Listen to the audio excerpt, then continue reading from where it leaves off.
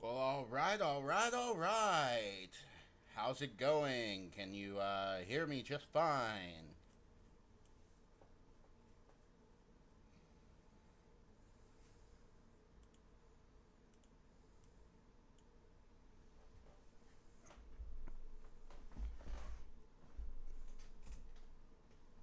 Type F in the chat if you can't hear me.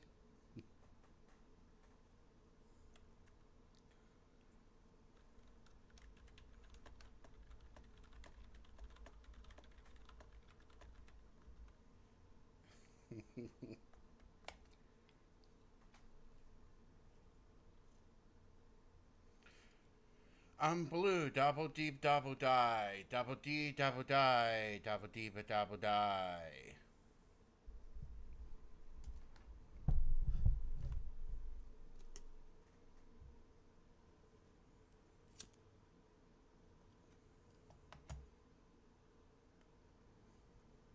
Hello? Hello? Alright, I guess I'll pull up YouTube to see if I can hear myself. Uh, why am I doing that? Try what?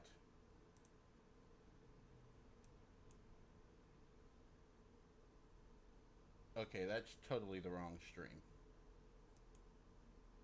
We can hear you, British man. Are you sure? Totally the wrong stream. We can hear you, British man. Are you sure? Okay. You're quiet though.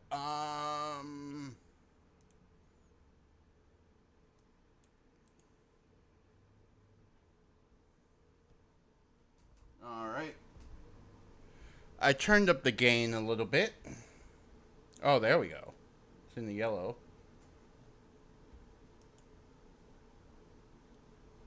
Do do do do do do.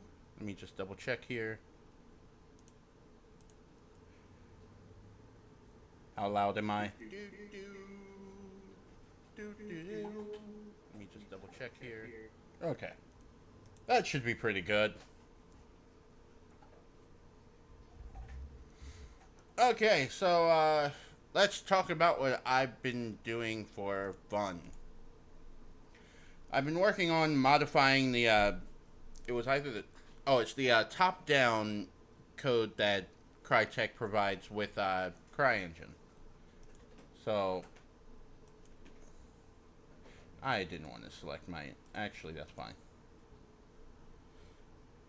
Hey Jay, so I I initially thought that I was working with the third-person shooter one, but it turns out I was doing top-down, and that's why the camera was top-down. But in any case, I've been working on modifying it because the way it's built, Game Plugin actually is very heavily used with spawning entities and things like that.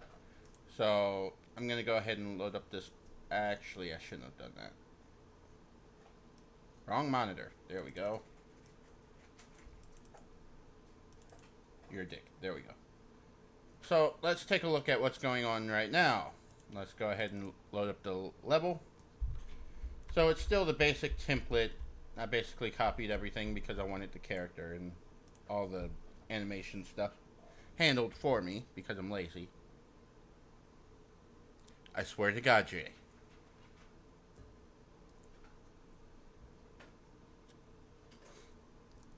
So I've recreated the spawn point component here.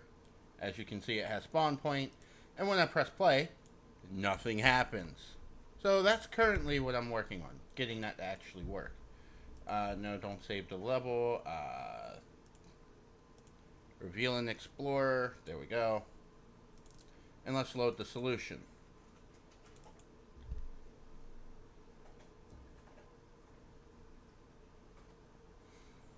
So my initial thought was to kind of mimic what they did with the bullet itself.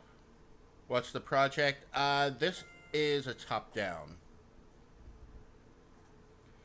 So as you can see here in the spawn point C++ file, in the it's not a tutorial. You assholes. uh, just checking to make sure I did not get any work emails, because it's technically work hours. But we're not going to say anything. I have work stuff pulled up on my work laptop, and there is absolutely nothing going on for me today, it looks like. Let me just make sure to open up Outlook. Okay, so anyways. Yes, I know, it's monitored access. There we go. Okay, so nothing. So, here we go. So, what was I saying? Oh yeah, so in the register spawn point component, why are you losing your shit? Take it easy, man. I always lose my shit. So, I basically removed the bullet functionality because I didn't really want to create a weapon and fire it. I wanted to actually showcase that it is different just by looking at it. But I basically copied the premise that they went with. So spawn params, and then get class or registry, get default component, and then spawn the entity. So as you can see, it's basically the same as the bullet creation, and then create the component or class player component. This font reminds me of some old English books. Yeah, well, it makes it easier for me to read. CryEngine, is it at the level of Unity and Unreal? So when you're talking about different game engines, they all pretty much share very similar things. CryEngine is definitely on the same par as Unreal or Unity. The only difference is that CryEngine is a 3D only engine, whereas Unreal Engine and Unity both support 2D. And the other big thing is that with Unity you can write C#. In CryEngine, while you can write C#, you pretty much want to focus on C++. It's the engine we cry in. Yes, this is making me cry because I'm not exactly sure why this isn't working. Because technically, the function should be applied here for it to work. But it's not. And I don't know why. So what I'm thinking about doing is straight up removing this and just saying screw it. Rebuild. There we go. And then run the local debugger.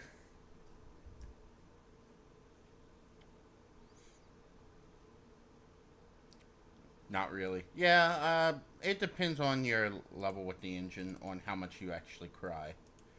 So I'm actually just going to remove this spawn point from here and do C player component, which has the camera, the player, and physics already attached to it. So now, theoretically, when we press play, what the fuck? Let's see, memory, exception thrown, read access violation. From where? Transform. What happened to the animated wallpaper tutorial from the last stream? Oh, you mean with Dragon Ruby? The only reason I was using Dragon Ruby is because the PC I had at the time had a damaged motherboard, so I would blue screen when streaming after a while with CryEngine. Okay, so I apparently have some issues here. Let's take a look. Well, I don't actually need revive. There we go.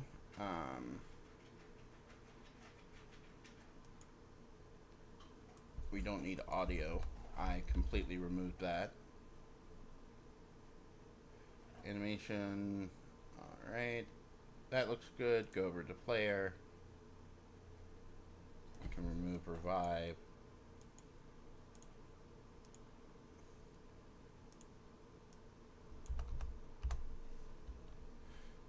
Hey, medic. Alright, so initialize player and initialize. Oh, I'm an idiot.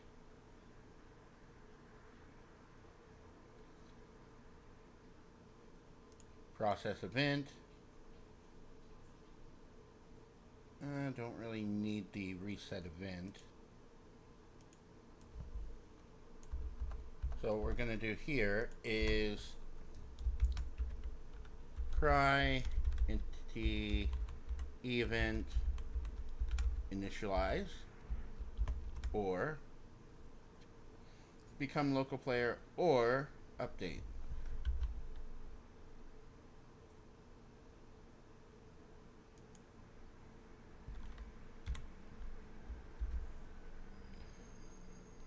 So we're going to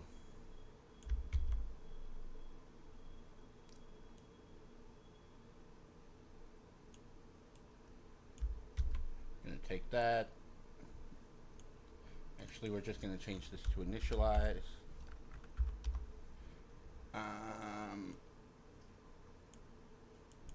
We are going to set that to be 0. Wait.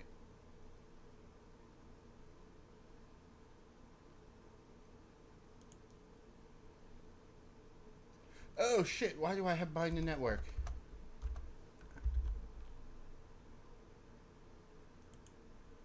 Initialize player.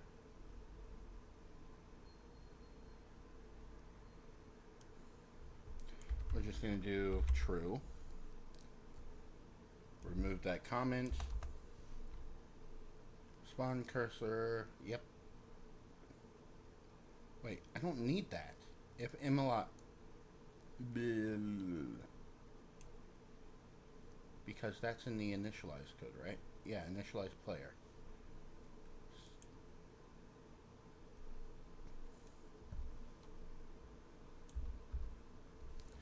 And then we're going to do initialize.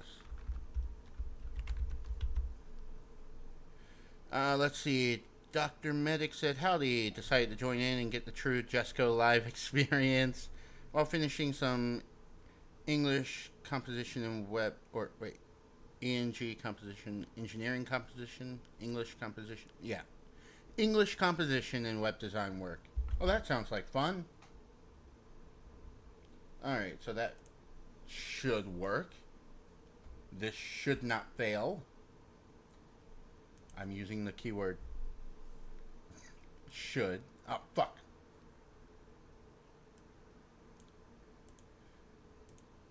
Open level. English. Okay, so I was right. English composition. Okay, so we're going to remove spawn point and we're going to do C player component. We're going to save. Nice, you're about to witness a man cry because of a game engine. Gone wrong, gone sexual. Okay, so it... Wait, where's my camera?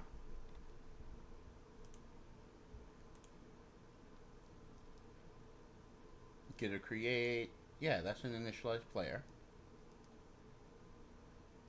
Oh, wait. I don't want to become local player. That's...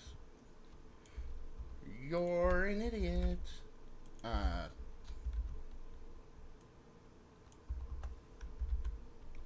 You don't want to become local player because that's network based.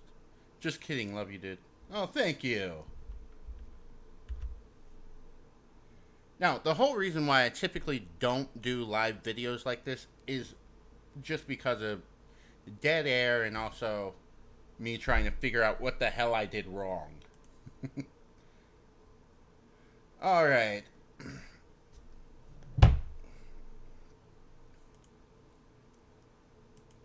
When the video you need to send in Discord, but it's over 8 megabytes, and you don't have Nitro.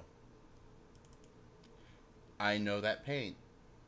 Okay, so it's already animating there, so looks like... Oh, look at that. Look at that. Oh, god damn it, the animation screwed up. And then watch this. I click on the player. Use ground alignment.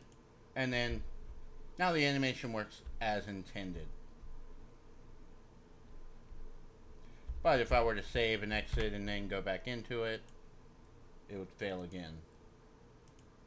So I have to figure out why that bug actually happens.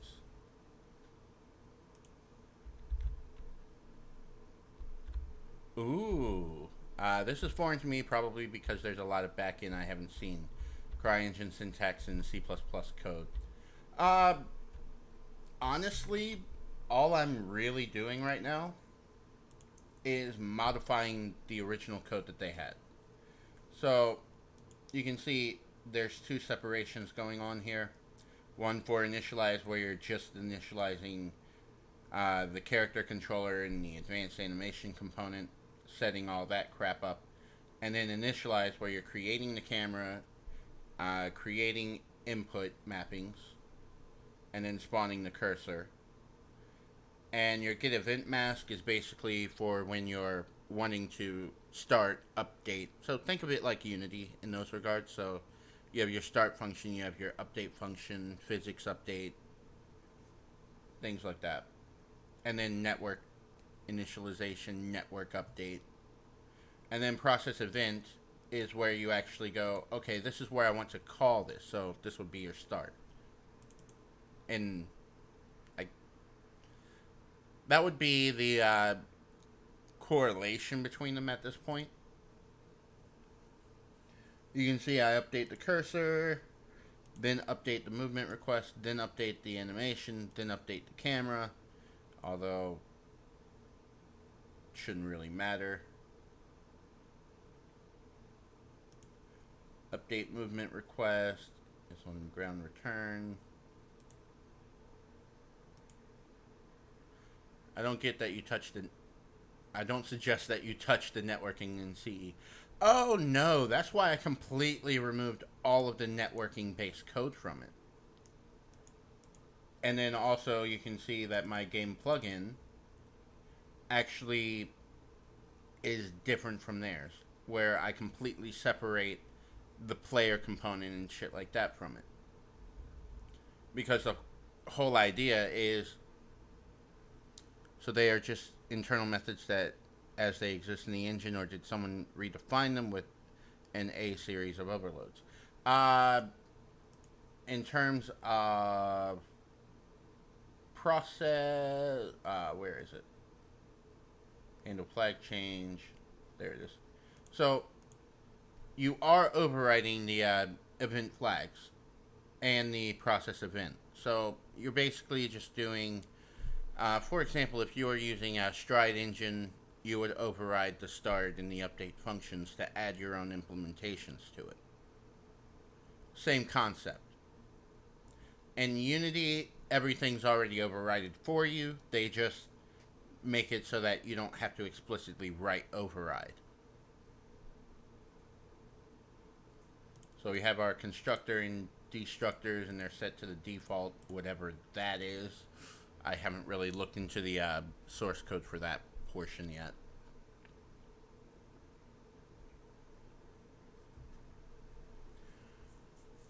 So yeah, I'm basically going to take this initial concept and probably turn it into a full-on top-down, maybe even twin-stick shooter style of game. And then possibly create a tutorial from it. Fair enough. The syntax was unfamiliar to me because of that. Does a Dolan colon represent some kind of inheritance? No, that's the scope resolution operator. And I actually talk about that in the tutorial I'm actually working on. Let me see. Control F, scope resolution. There we go. So the name of the two colons side by side is commonly called the scope resolution operator. And it's a C++ idiom I believe PHP also uses it. I know Go does, or Golang, depending on how you want to go with it. And also Rust. So yeah, first things first, I need to iron out the bugs that exist currently. That is an incorrect comment. And I am going to actually comment the shit out of all of this code. Because once I finish the game, I may end up releasing it on Steam or even Epic Games. Might be both, actually. Just because. And then I would also then release the source code on GitHub. And it would just be the source code. It would not be the assets or anything like that. So I do plan on actually changing the model itself. Uh, all the animations, adding enemies, things like that. And then I might do something weird like a jump function or something. I have no idea yet. It's basically just spitballing as I go. And I might actually make heavy use of the Mixamo characters. Just because that would make it easier for me. But yeah, that's basically the general idea. I don't need game plugin. And then one of the big things that I want to do is kind of separate all of this out to be a framework. So that way you're not having all this crap in a single header. It's like you have it all separated out and then they come together. But that's later on. Kind of when I've had a little bit more practice with C++ and I'm a lot more comfortable with it. Because as you can see right now, I'm not exactly super comfortable with the language. I understand it. It's just when writing it, I tend to freeze a little bit.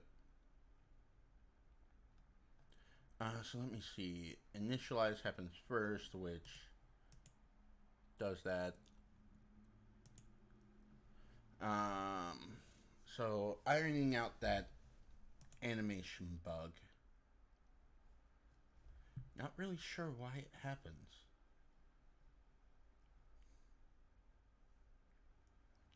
I mean, technically I could just initialize it all together at once, but that's already happens. Yes, I am thinking out loud. Never underestimate the power of thinking out loud.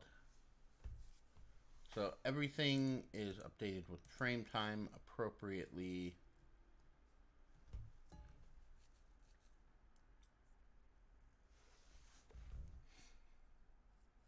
I get that. The idea of the game sounds like fun, and the fast and loose experimentation approach may make it foolproof or reinforce your knowledge as well.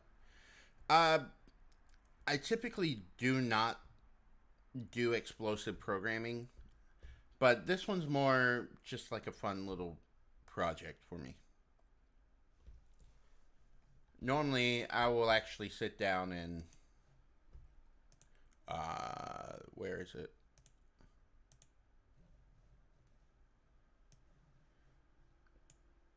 Actually, Visio it all out.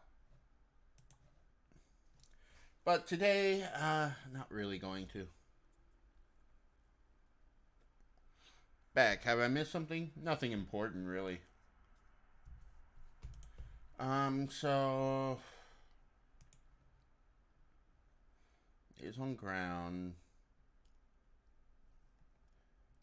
Yeah, that's fine. Update animation. Walk tag ID. Character controller is walking.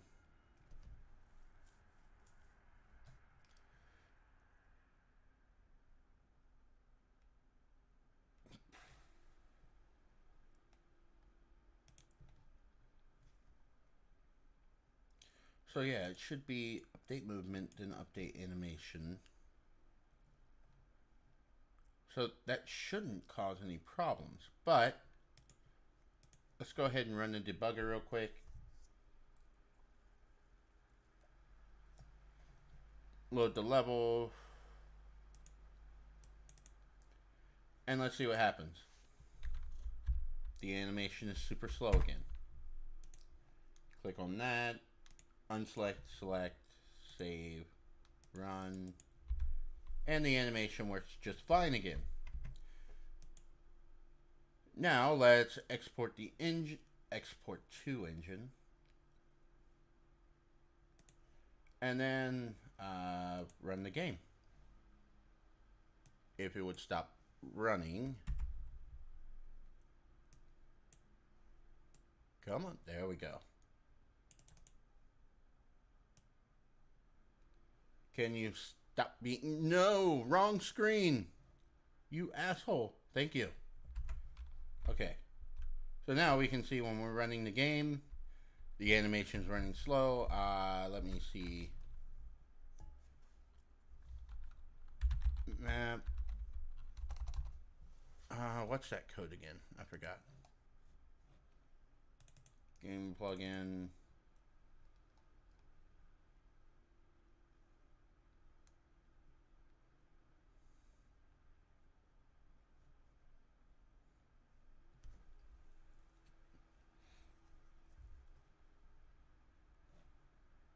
That's not what I want. I think it's map load level. Nope. Did you modify the ground scale checkbox while live and forget to reactivate when you left the session? No.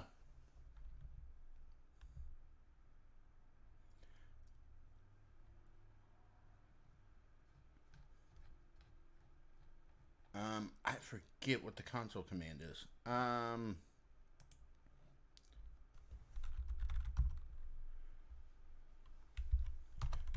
CryEngine console commands. Do.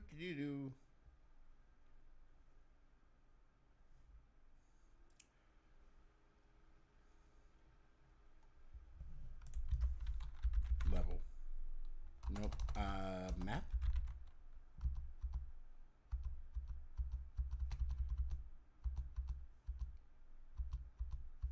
Or not. Load. Level.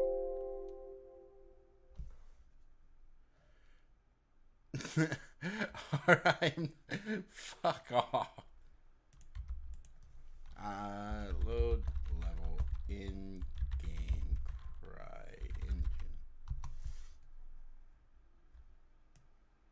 Wait, Crysis.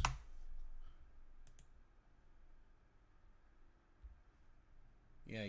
I know.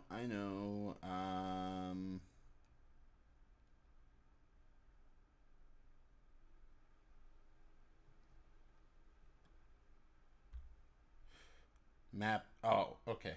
Map example.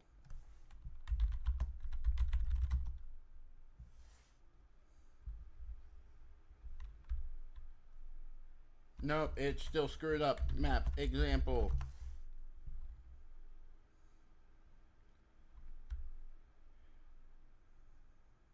Damn it. Okay, so that's not gonna work.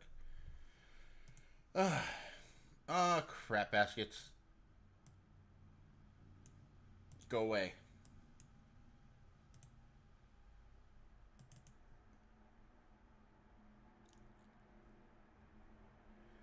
Alright, so what we're gonna do here is...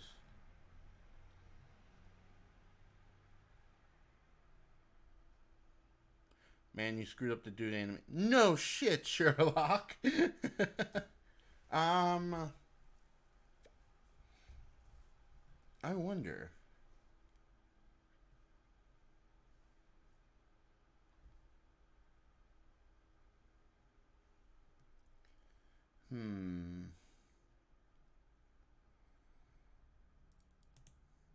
The worst part is the code is the same. The only difference is... Actually, I can show the difference. CryEngine. No. Don't open... Damn it. Go away. Okay. Nope, that's the wrong one. My project, reveal and export. There we go. So let's actually take a look at this one.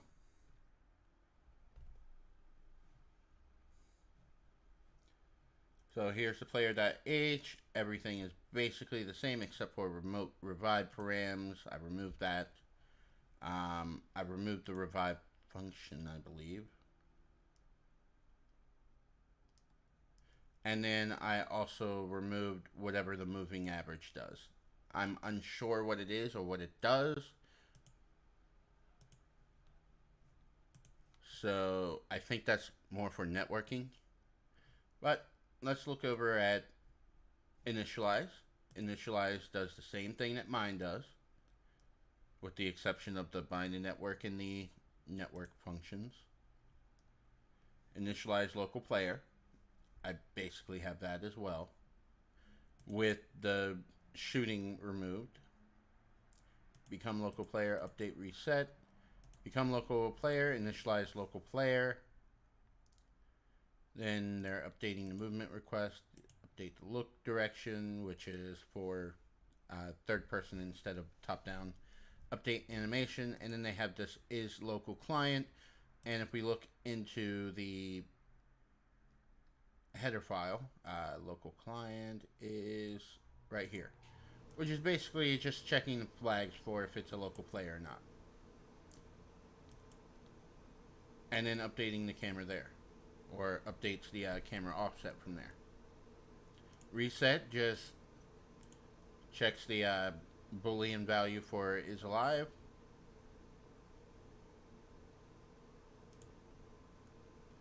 Net serialize, we don't really need to worry about. Update movement request, which is basically what I've done already. Update look direction, which again is for third person instead of top down. Update animations, again slightly different because it's for third person instead of top down. Update camera. Then they have an on ready for gameplay on server, which basically creates a spawn point.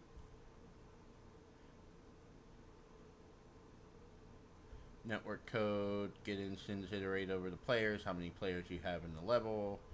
Don't send an event for the player itself, it's handled on the remote revive on client. If they've already respawned, then send the revive event to them. Revive on the player's local machine. Revive on client. Revive, set the position. Then revive is basically resetting everything. And then you have the handle input flags, which is basically the same as what I currently have, except for marking dirty and the local client is removed. So I really don't know. Wait, game plugin. Why do I have a feeling?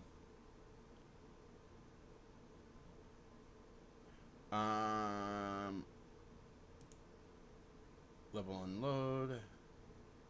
Client connection, which is what actually spawns the player.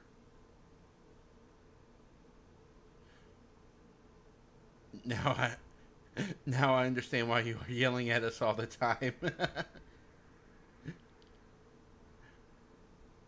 Why? Because I'm always reading the code out loud like this. Iterate over player, so it doesn't fucking matter. How about the header? Anything there that... Nope.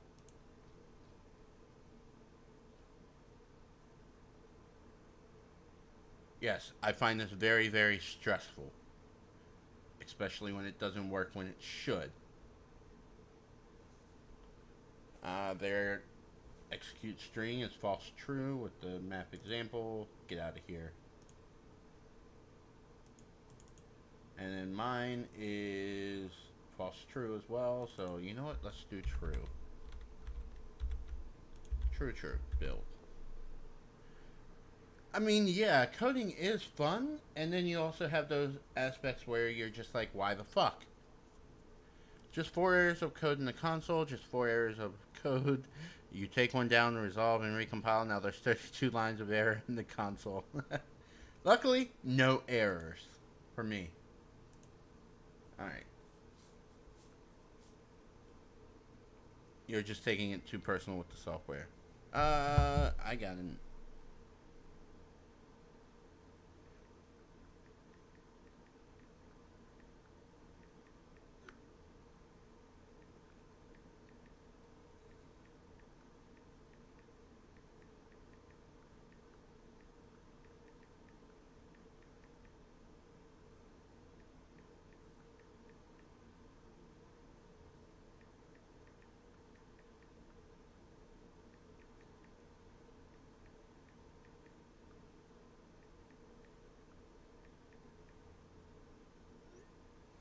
Sorry about that. Got a text message. That's a work related one. Jump scare. What was a jump scare? What, the ding?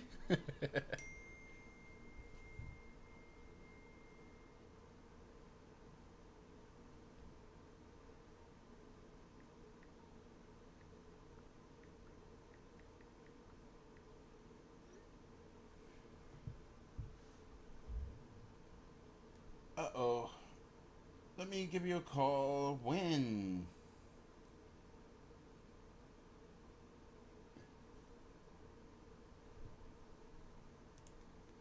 Open level, example.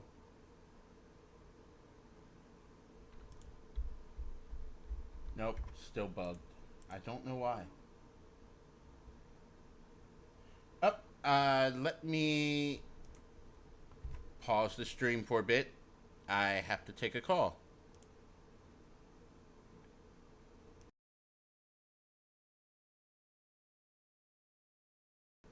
Be back in like 10-15.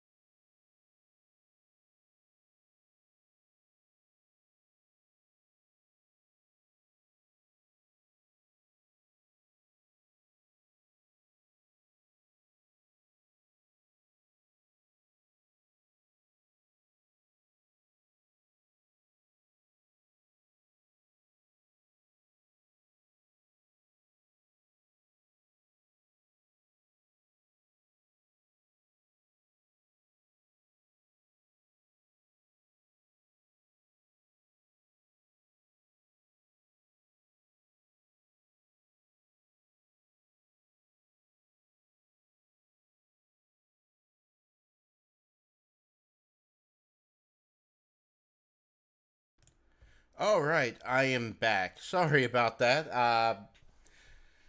Had a work-related phone call, and since it's dealing with confidential client information, I had to mute my stream. All right, so where were we? Oh yes, broken animations or bugged animations, I should say.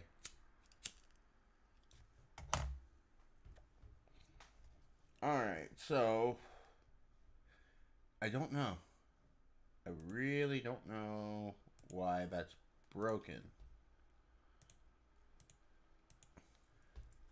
So here's what we're gonna do. Where is it? Update cursor, update camera.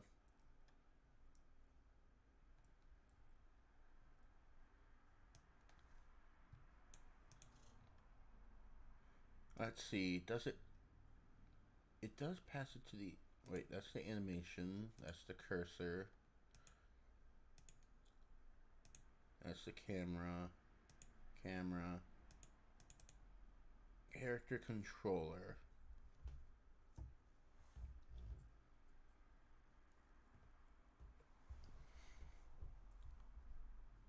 Alright, so it does pass information to the character controller. So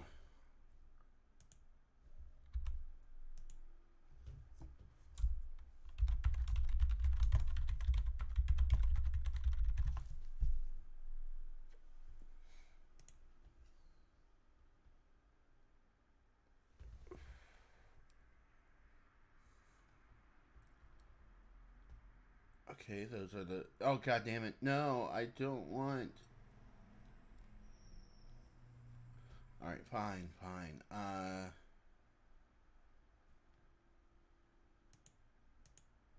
Animation.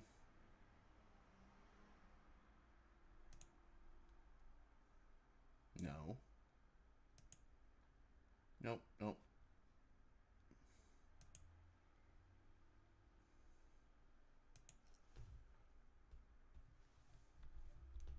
This is not what I'm looking for.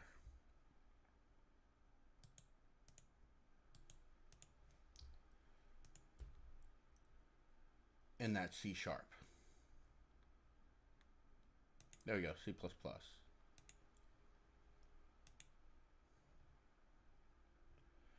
Yeah, I don't care about that. And I don't care about that.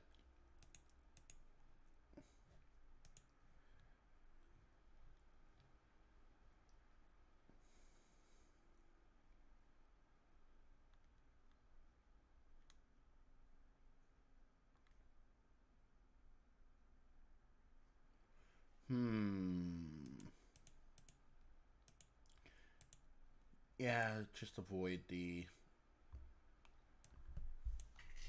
Alright. So here's what I'm going to do. I'm going to remove that because reasons.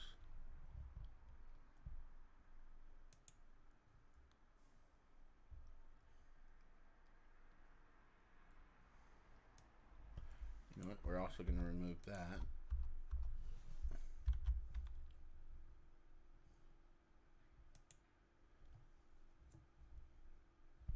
Build.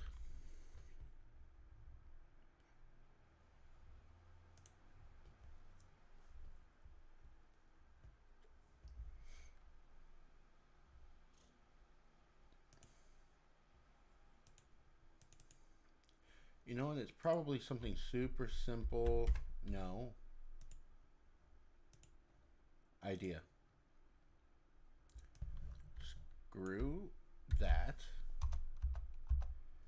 Instead, we're going to add that here. Build. Now let's run the debugger again. Maybe, just maybe, me doing this will solve it. I don't know why, but it might. Nope.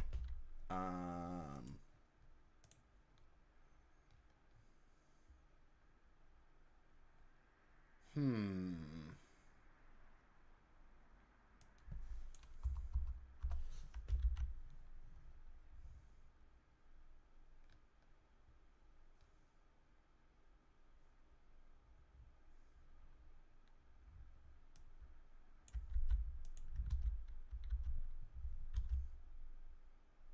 It's simple. You just fix it and it'll work. Gee, what gave that away?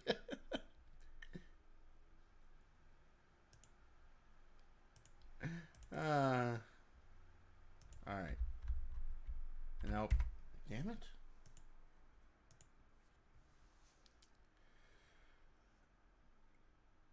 Hmm. My goodness, what an idea. Why didn't I think of that? I know, right? I don't know. Now I'm just doing random shit.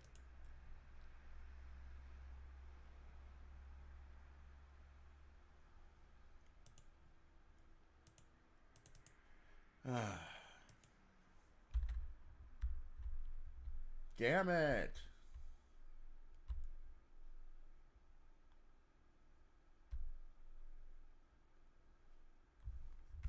You know what? I have an idea. Screw the animation build. Let's just remove the walking animation altogether.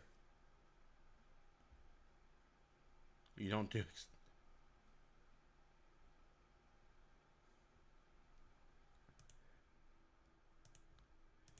You don't do random shit and expect it to work. Yes, I do.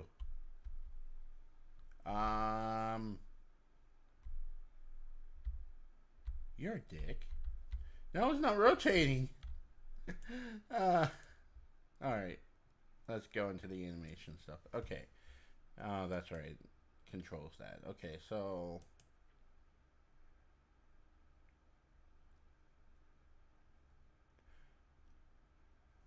new rotation is direction, which is this.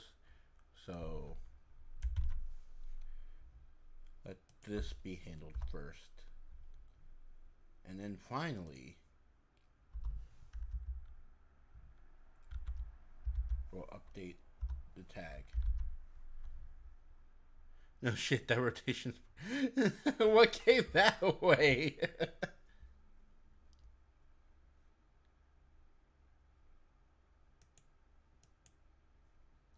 Wait, only the orientation changes. That's for the walking animation. Otherwise, yeah, okay.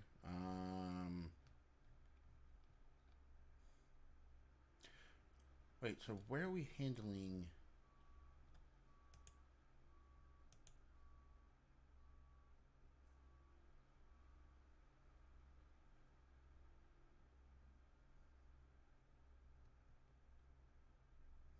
Huh. Okay.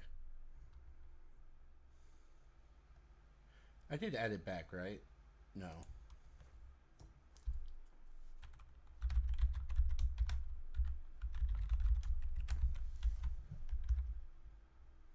Oh, frame type. Shit.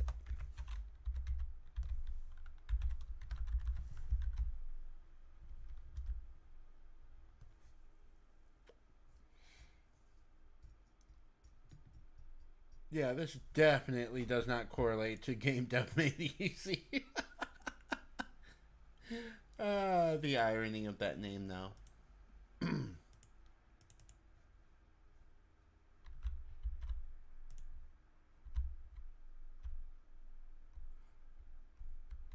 Yes, I know the animation code is there for a reason.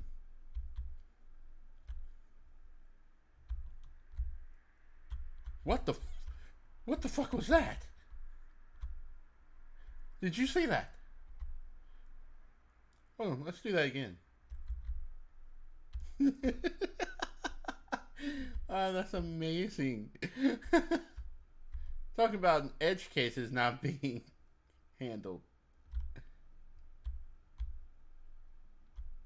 Yeah, that is bugged. Well, shit.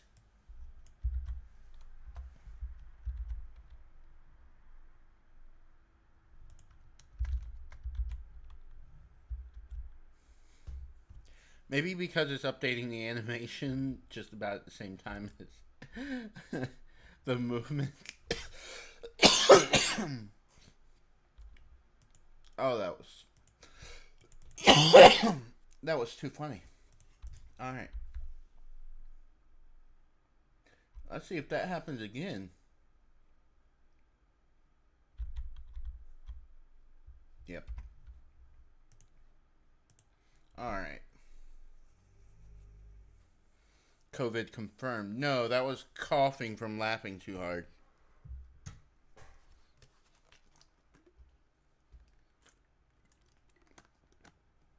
I should probably make more coffee.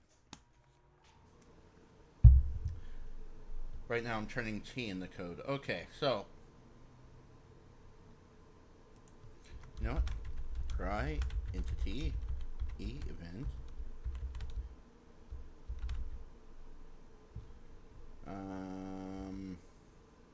What are the events?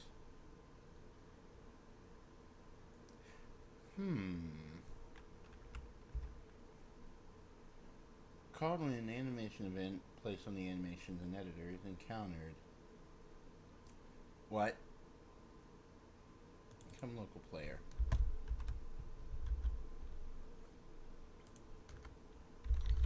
Case. Fuck. Try entity event. No, not become local player. Want to mess with Unreal now? No. More coffee? That's a hero right there. Yes, I am a hero. A coffee hero. Alright, so what we're going to do is we're going to do initialize there and then initialize player there.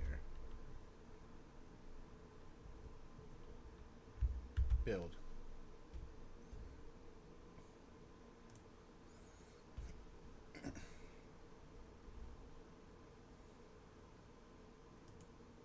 Open level sample.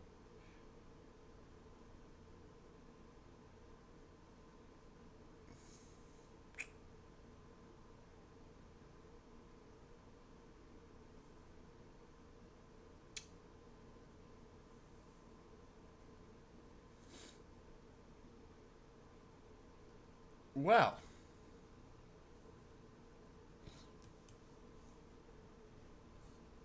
fuck. I know it's a no pointer. Where am I supposed to put the check for that again?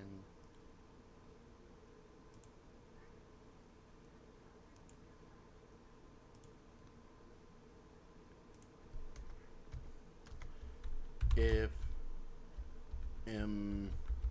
input.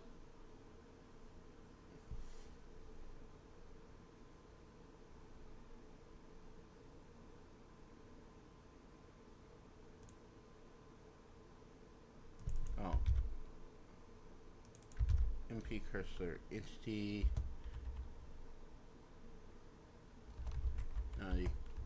Not equal to null. Turn.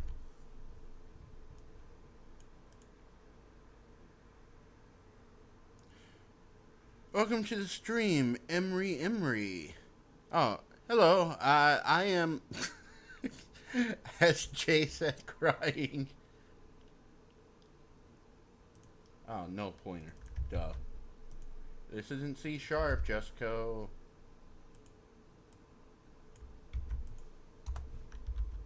There. Build. Alright. Let's try this again.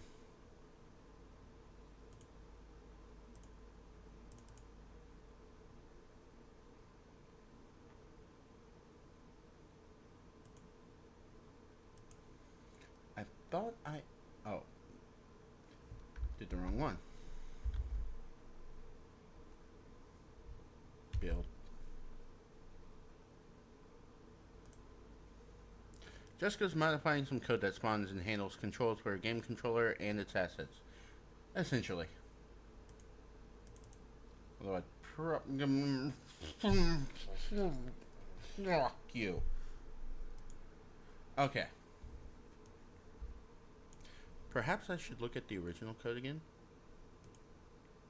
Ah, yes, the engine that lives up to its name. Yeah, it's living up to its name, alright.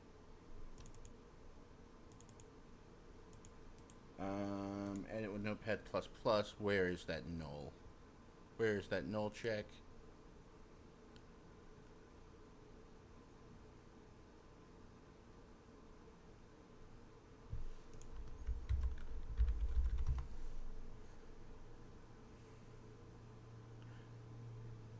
Oh, just...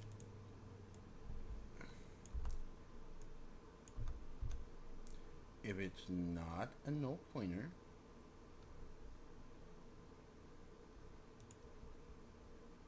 then we'll do all this.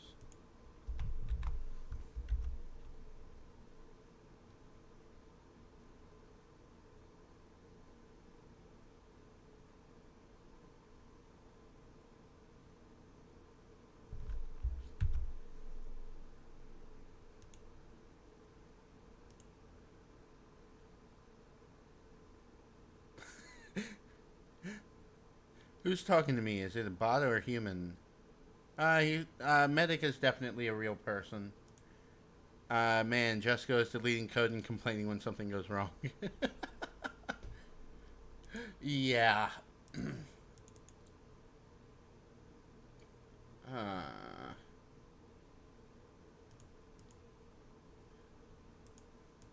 okay, let's just...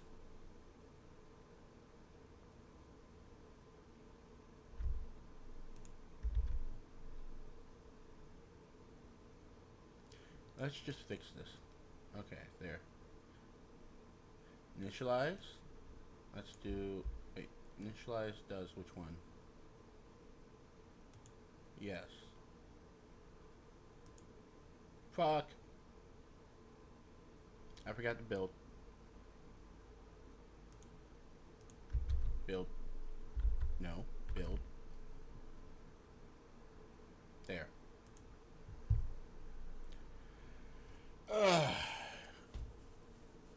Yes, it might have been. I'm a beginner in C#.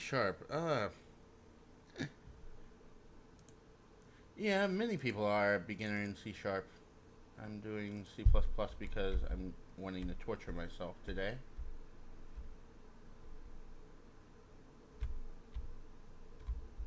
Oh, that worked correctly. How about this corner? Hey, it's kind of working.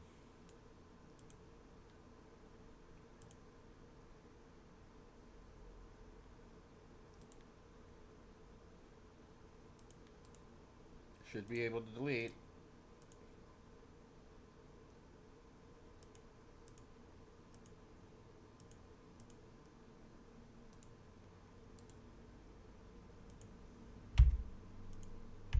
Oh, shit. There we go. There. Let's create an empty entity right there. Yes. Add C player. Apparently... Wait, where's my camera? Your codes look too complex for me. That's because this is C++, and apparently it's too complex for me. Why is it not spawning the camera?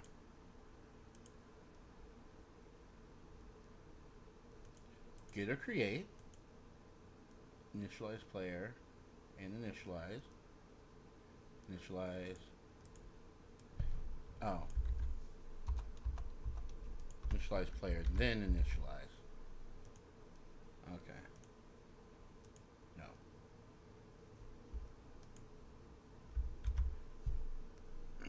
Oh, shit.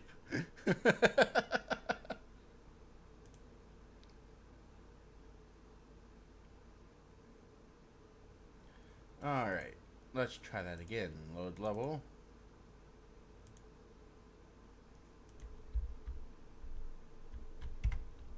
Alright, so now let's just... No. Delete that. Create an empty. Add component. C player. And it still isn't creating a camera. So I'll throw a camera on it. Or not.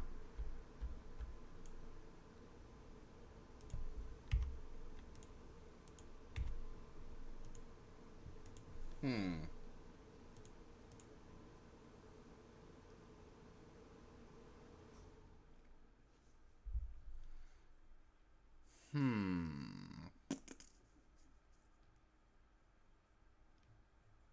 Wait, which one's the override? That would be initialized. So I should call. Yes, I know. I was testing something. Give me a break here.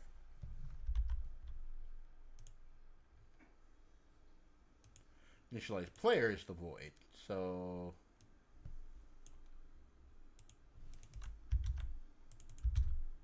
there.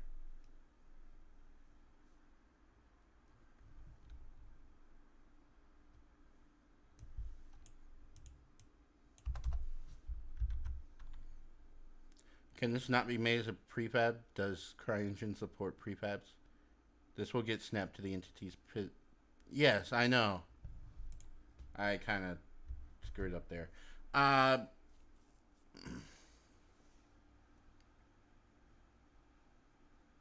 What's the wait? What the fuck?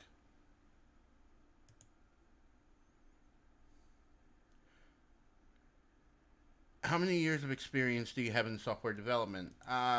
Too many.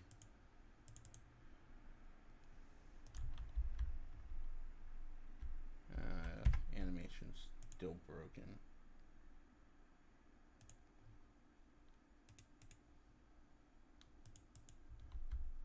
Now it wants to work correctly.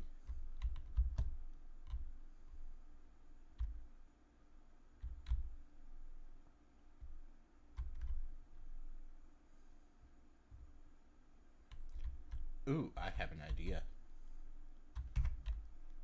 Use ground alignment. Okay. Where is it? Animation. What is it called? Now I see the hierarchy and realize I may have asked a stupid question. One day I will write code like yours. This technically isn't my code. I've just modified this. But yeah, anyone can write to my level of code. All it takes is practice. Where's the animation? There it is. Okay, so in update, what I'm gonna do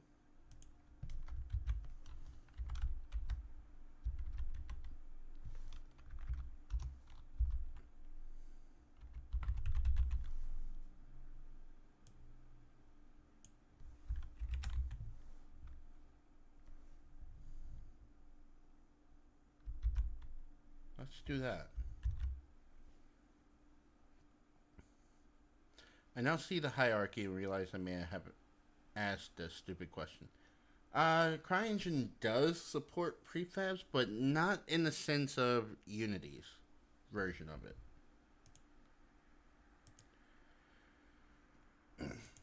Oh yeah, all it does is take practice, Amir.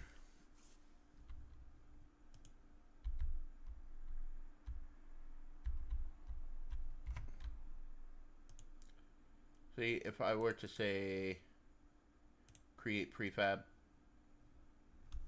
asset name, blah.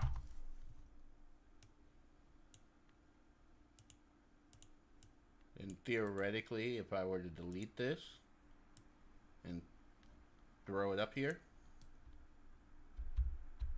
So it works similar to Unity's, but not quite.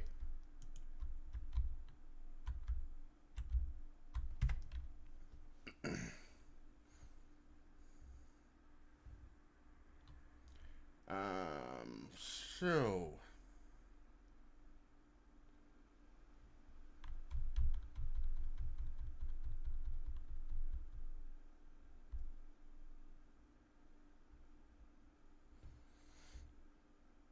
has CryEngine good documentation?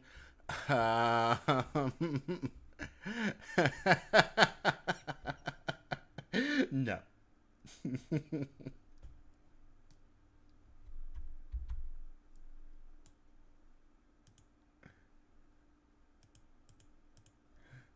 Let's see here. Oh, it's use ground.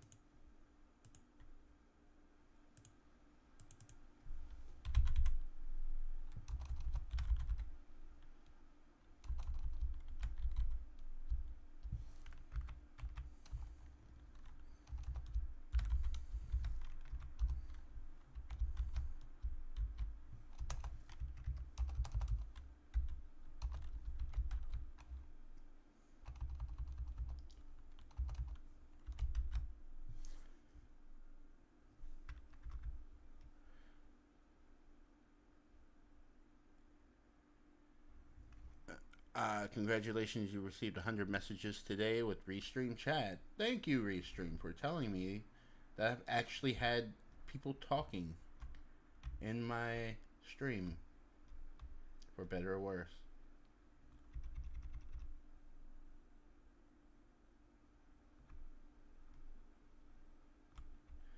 And thank you, Bother Human.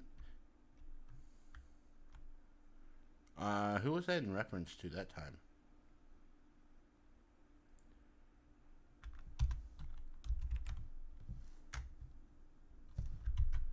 Pretty much everyone that's talking, which would be Jay, Darkslay, Medic, they, Savatic, they are all human.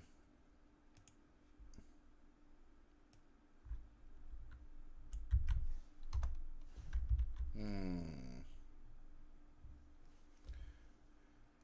So why is this bug happening?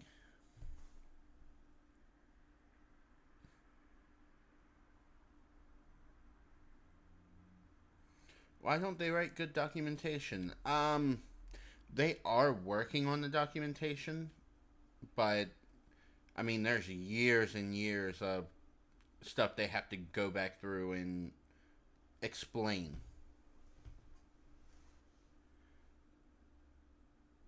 Isn't it public? Yes, the source code is actually public for people to view and build from.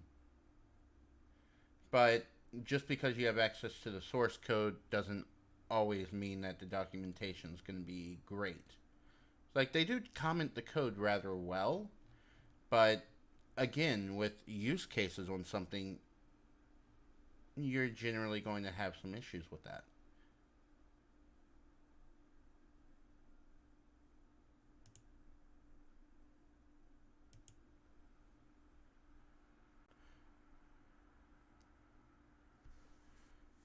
Not only is it difficult to write because it's about translating what things you can do in a human readable format, it's also thinking of ways to explain how to do it.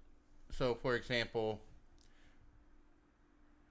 if I were to say write documentation on spawn params by itself, well, you kind of need to know, well, you kind of need to use it in context. And the context is always going to be the difficult part. So, for example, with this one, it's the context of loading this cursor, which spawn entity from P entity system, which is located in the environment pointer. It takes spawn param. So you need to talk about those together. Talking about it by itself doesn't really make too much sense. So you really have to understand what makes sense in context with one another. You don't want to make the examples too complex, but you also don't want to make it so simple. It's like you can easily just go, okay, so spawn params is for spawning new entities. I really like its graphics and physics things, but it seems like hard for beginners.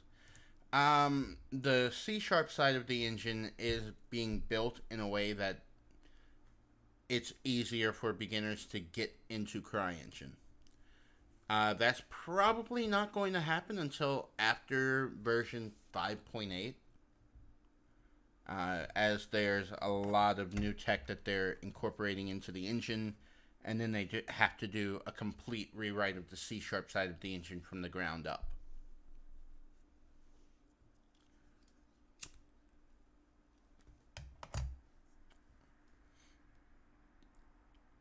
Alright, so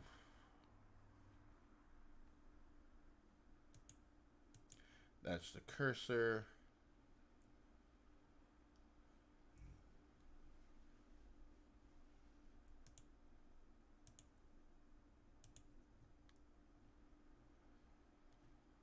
So all we're doing with the mannequin is setting the tags with the ID, setting it to the character controller boolean of checking if it's walking or not.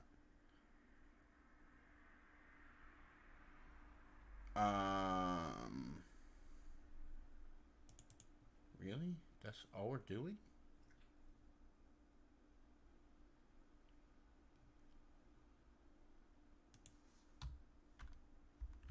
So I could theoretically comment. Oh, wait.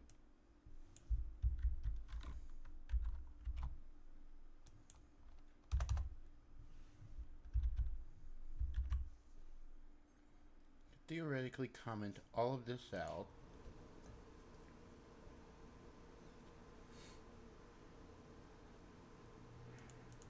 Go in.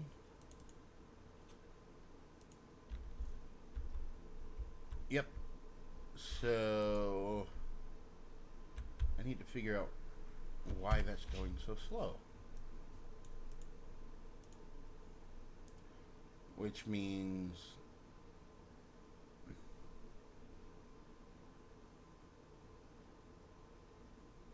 you know what? Let's just remove this and say true.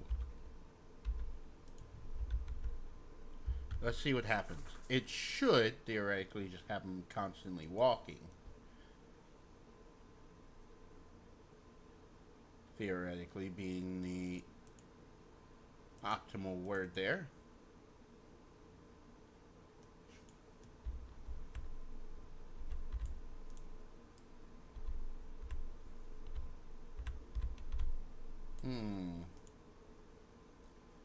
Maybe it's... Oh.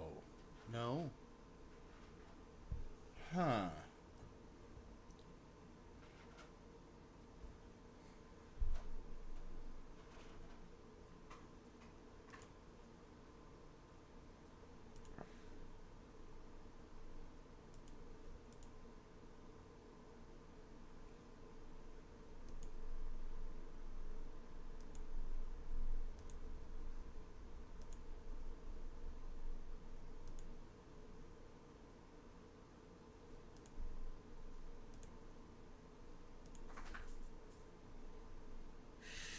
So...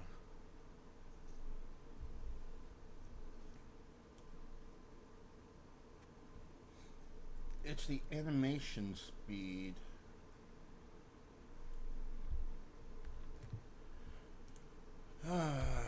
Google.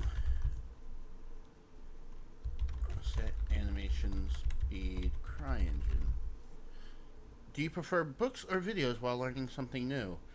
Typically, I do a combination.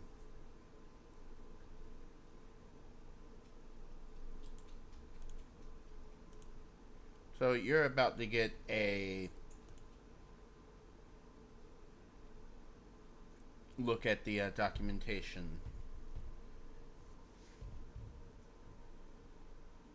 Alright, so slot ID for load character, don't care about that.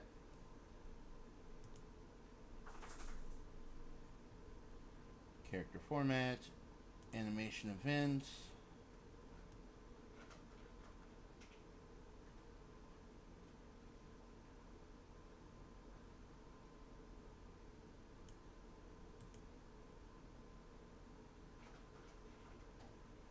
Not what I'm looking for.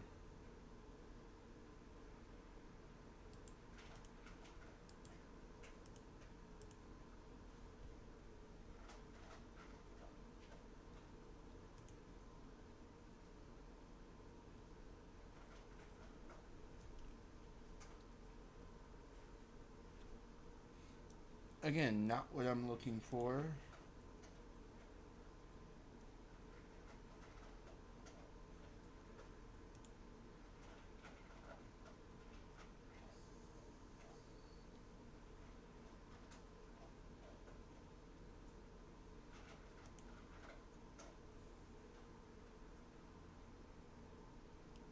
I need to go into the animation clips. Okay. Tools.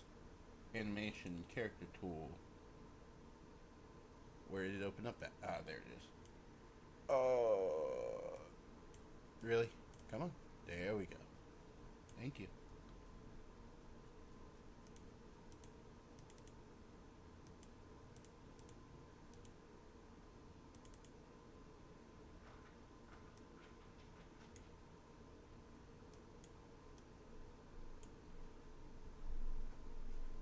Animations. We want walk forward.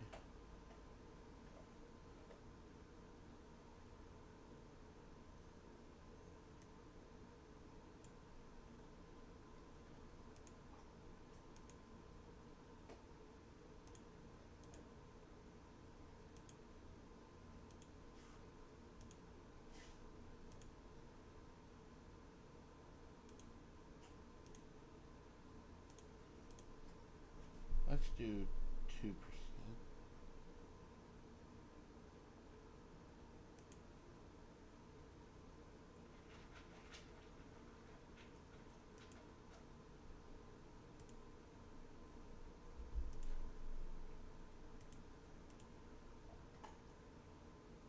So, how do you control the playback speed via code? That is the question.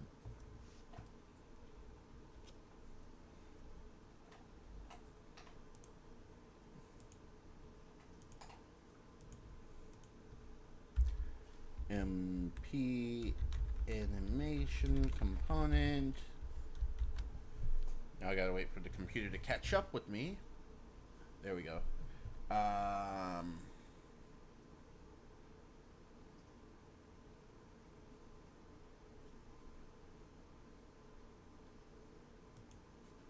What does set timer do? Starts a timer. I will learn Lumberyard. It's CryEngine based game engine and it uses Lua.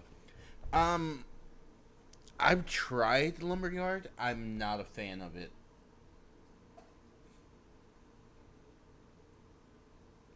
The changes that they made to the engine for what they were doing, and it's based off CryEngine 3, really doesn't work for me.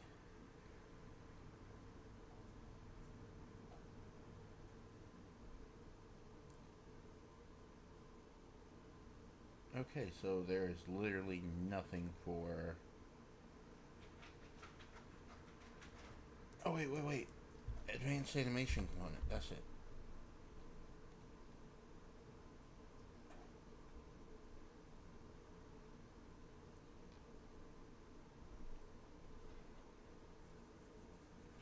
That's what I was just using.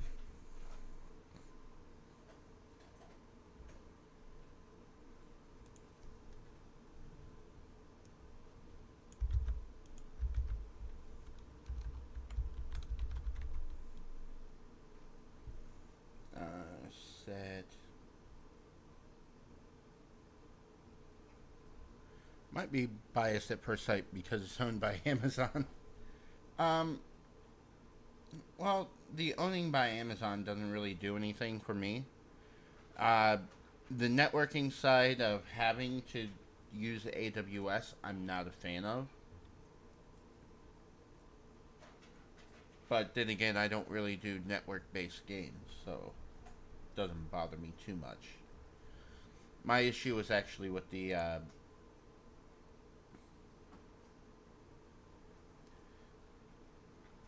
overall usage of the engine and the install process. I've heard that the new version is better, but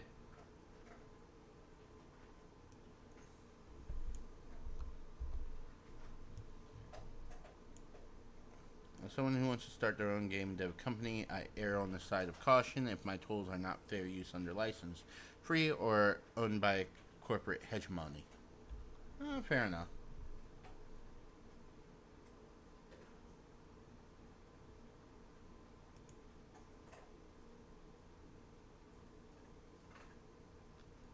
So what I'm going to do here, so I'm going to move that over to update.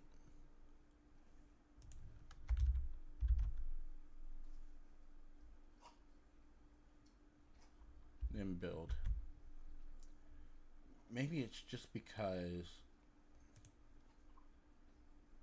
I don't know. Open level example. Nope, still moving slowly.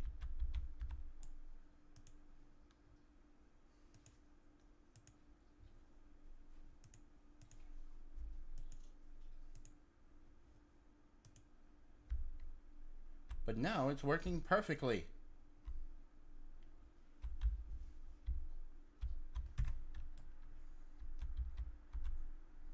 Why?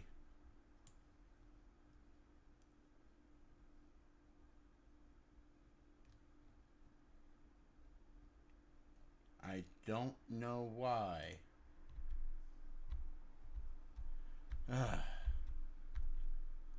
This is a very annoying bug to try and fix.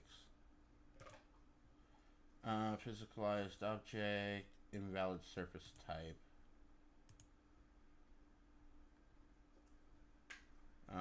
Let's see. That's in objects, characters, sample character, Melodious body. Really? There we go. Alright, so surface type default. Default. Default.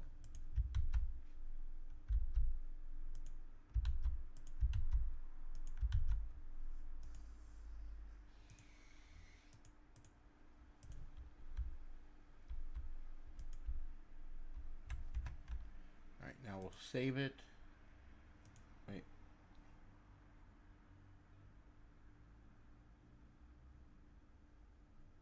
That might be the issue there. Howdy, partners. Have I missed anything? I think I might have solved the problem.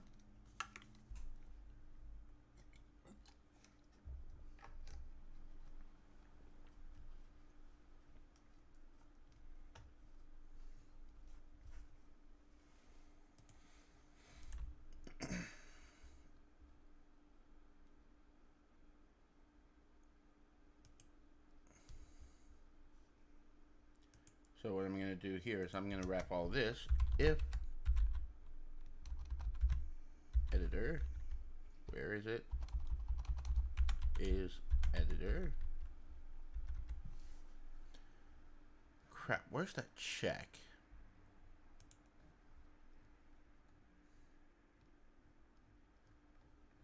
That would probably be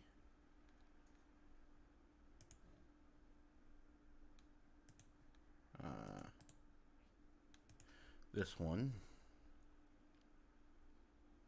Ah, there we go. If not, G environment is editor.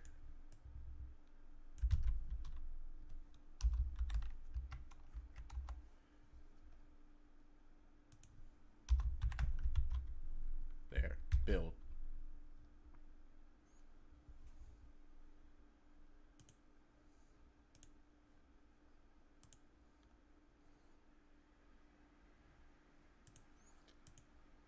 Yeah, we think so, but we'll find out here shortly.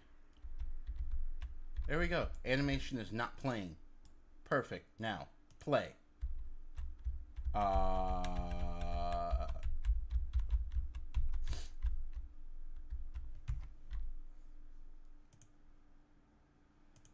Export the engine.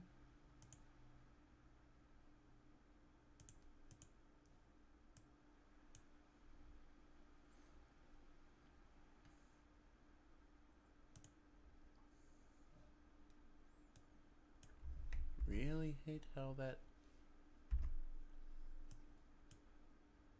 Come on, thank you. Let's drag this over to... Wrong monitor. There we go.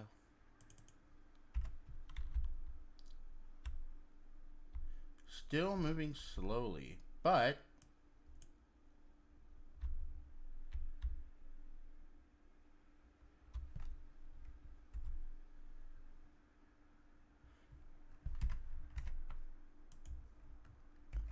Maybe it's something to do with the blend spaces and the player travel speed. It might be. I also did move this over here, so that might be a cause.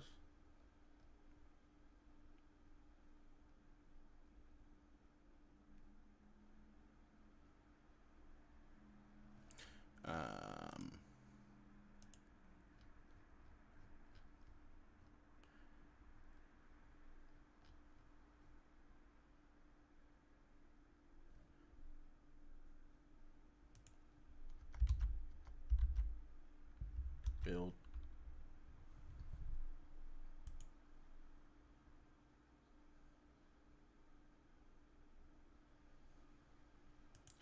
Open level. Of course, I know that's not going to actually run. But now we're going to export the engine.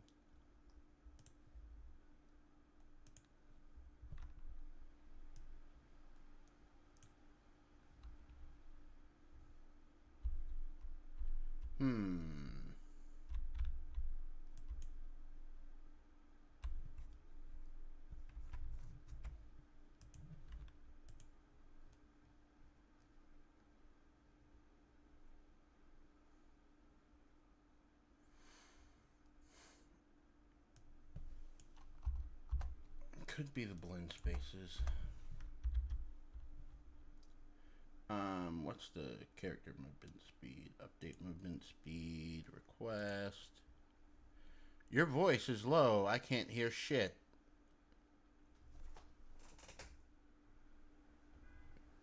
Is that better?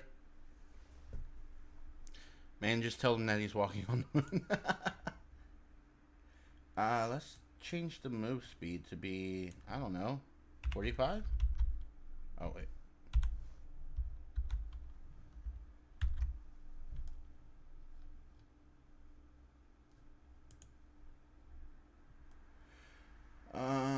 Let's do that. Open level. Example.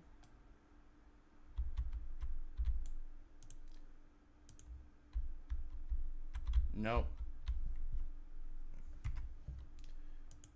Well, the blend spaces and everything should be fine, as this is still basically the original code without the networking stuff added.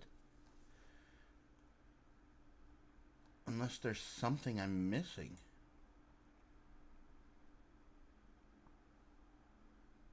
I have a plan to develop my skills soon, just turning in some schoolwork so I can dedicate my full attention to it. That sounds good.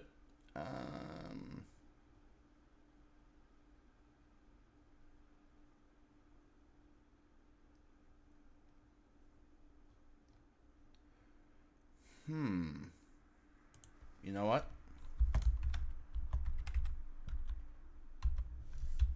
Let's do that. Let's just multiply the frame time by 100.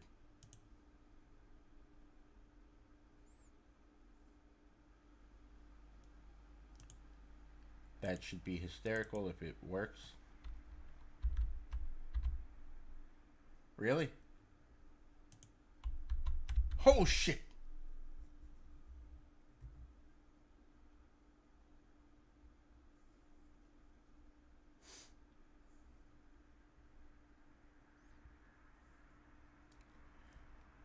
Well,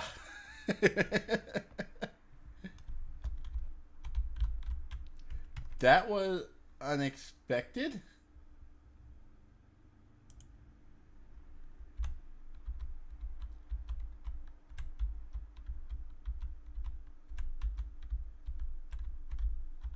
Okay, so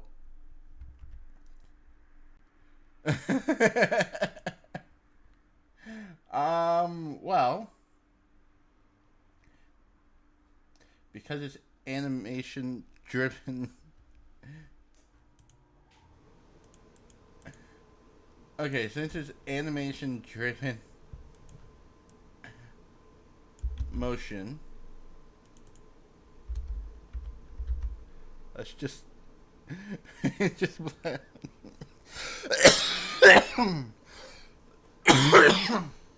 oh god, that was funny. Oh, that was the most amazing m- mistake ever.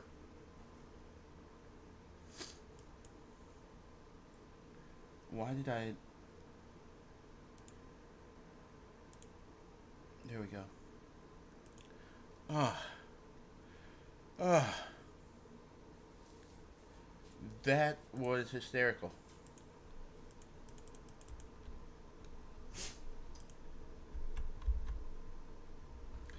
But yeah, that does absolutely fuck all for fixing the animation.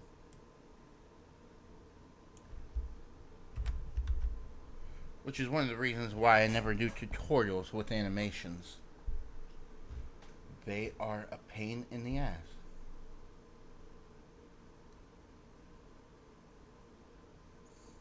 Okay, that is all just.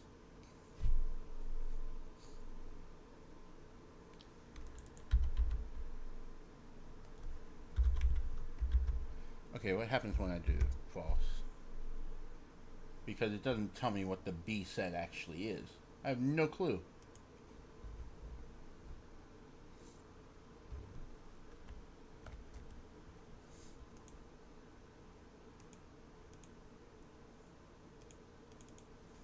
Welcome to the world of debugging.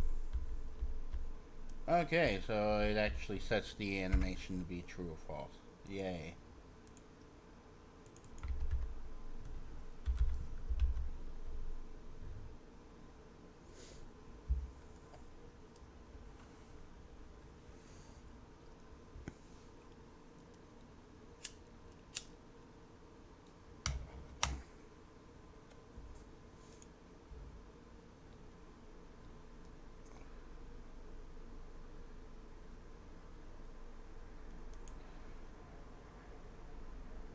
Acquire tag identifiers to avoid doing so with each update. Yes. Queue idle immediately.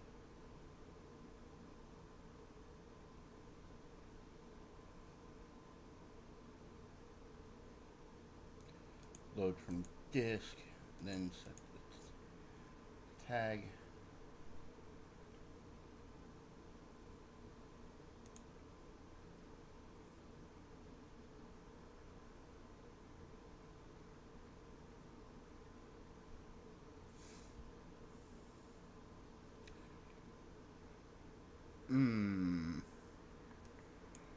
Question. Why are you setting the tag to be true here?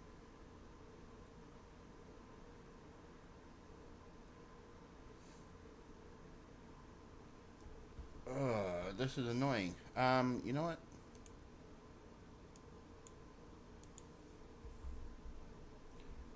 Create project. Top down. Top down. Create.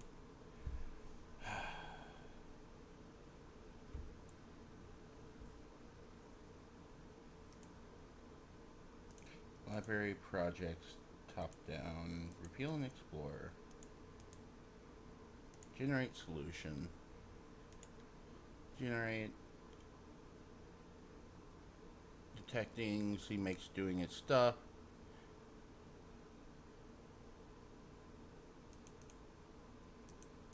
Alright.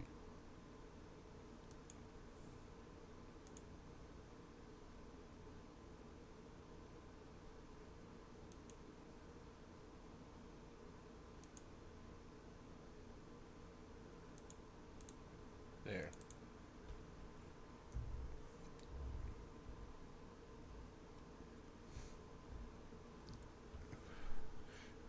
what is TM Clinic? When I first made my username, I didn't want anyone taking it, so I put TM or a trademark symbol behind it to stand out. Young me didn't understand trademarks or copyright at the time, but the syntax still stuck on me. So I just do it.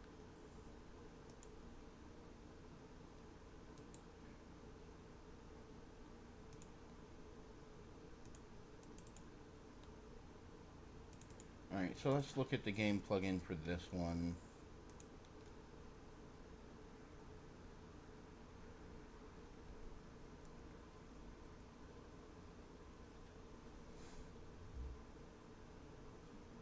Alright.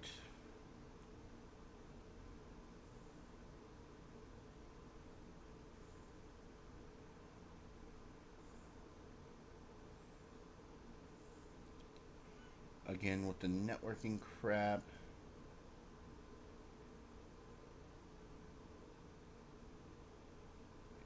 Alright, fine.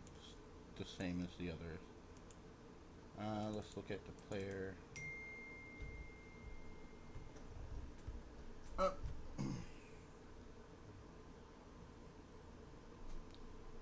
Ooh.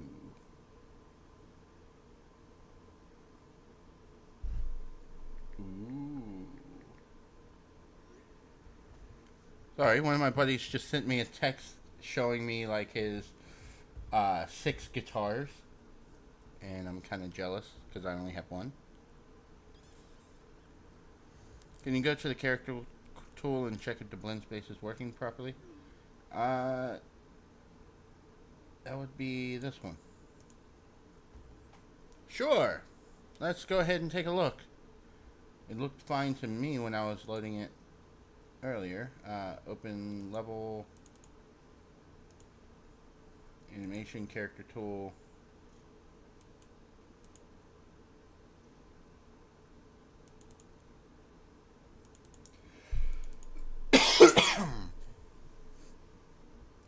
Animations, walk.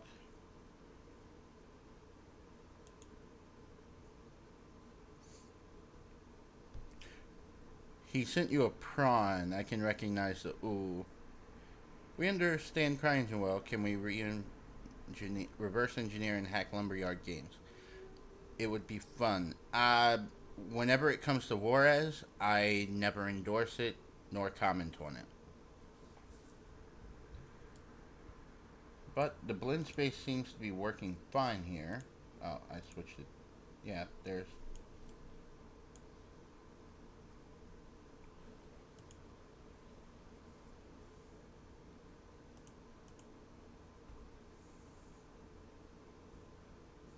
Well, the reason he was asking that is due to Lumberyard being based off CryEngine 3.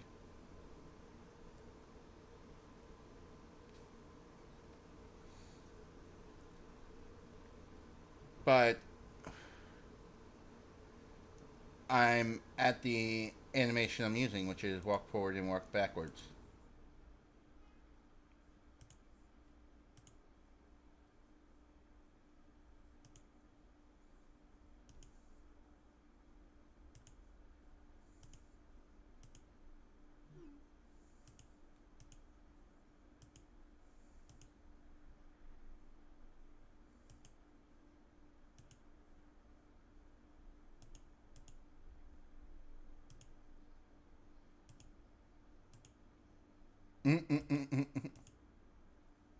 That's hysterical.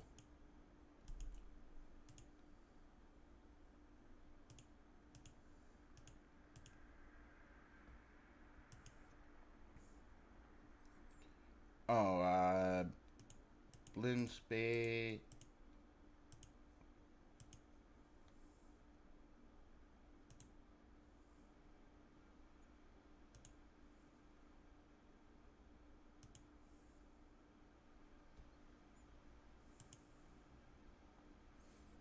Yeah, they're...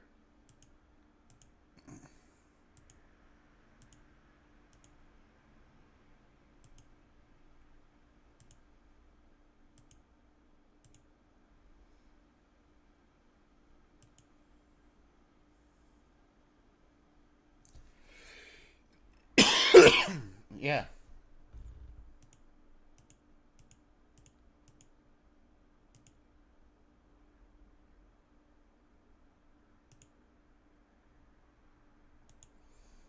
Looks like there is no issues with them.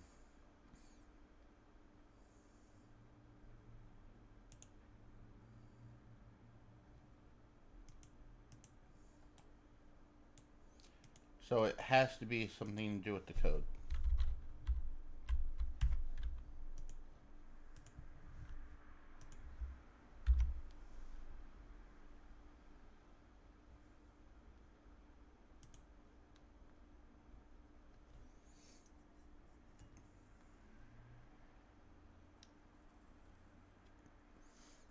This is not a blend space.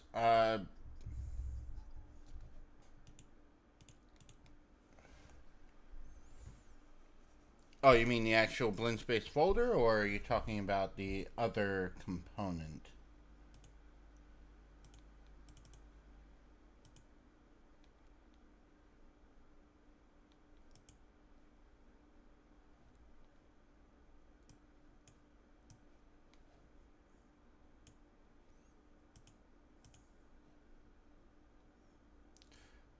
Please stop asking about hacking, Amir.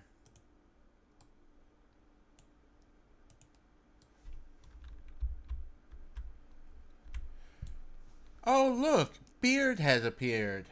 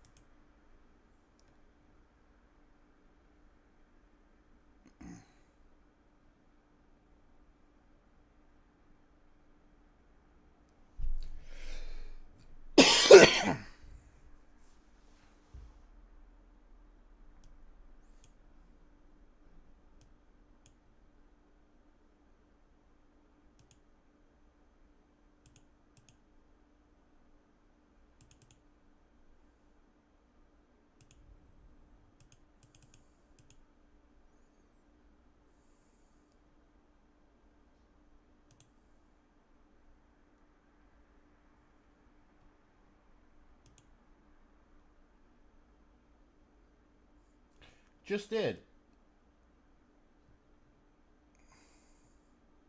No game was hurt in this stream. Yes.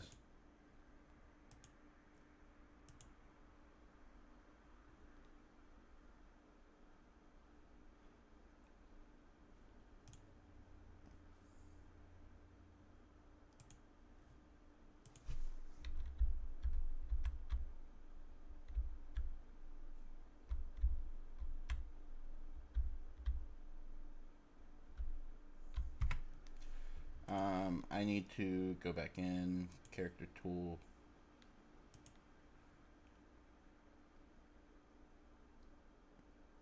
Where is idle?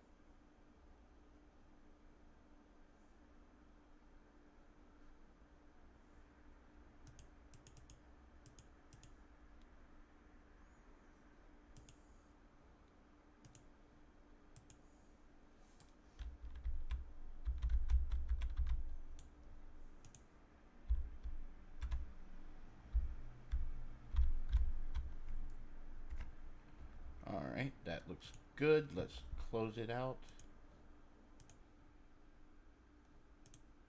Then relaunch. Check the mannequin editor.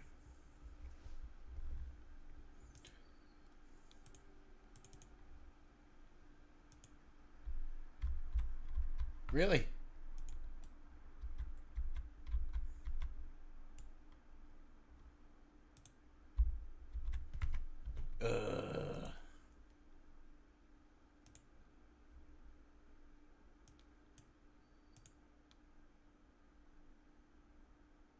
Now, I've actually never used this tool just because.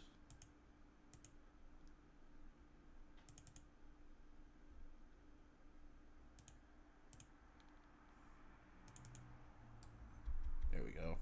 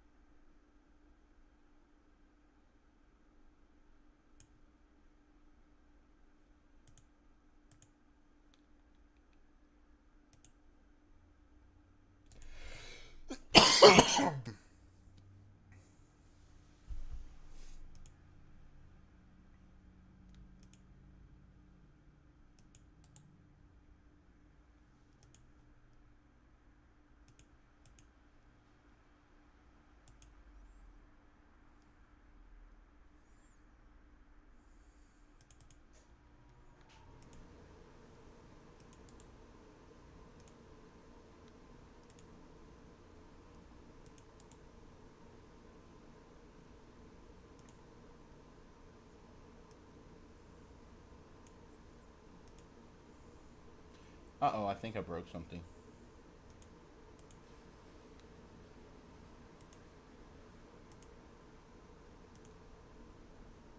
No, don't save.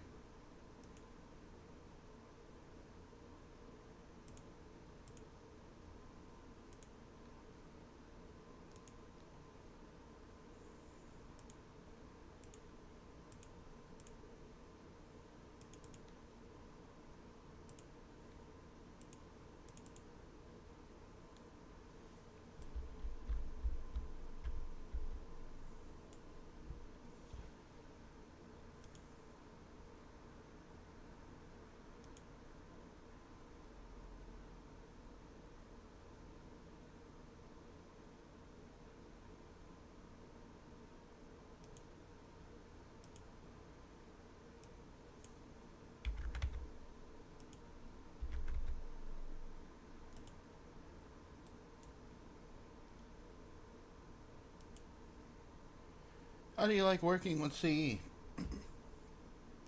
Me, personally, fine. It's just trying to figure out why a bug keeps happening.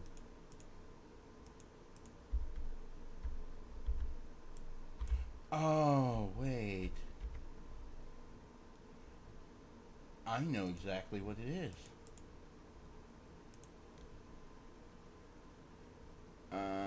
Where is it?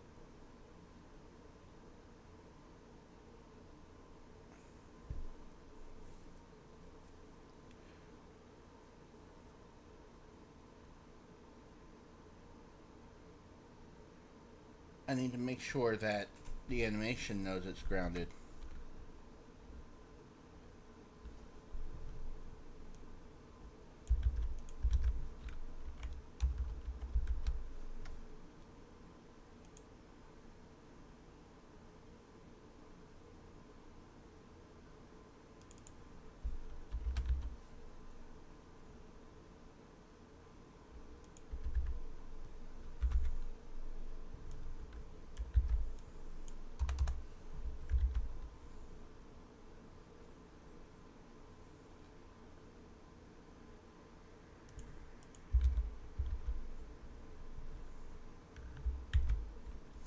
I just hate dealing with animations in CryEngine.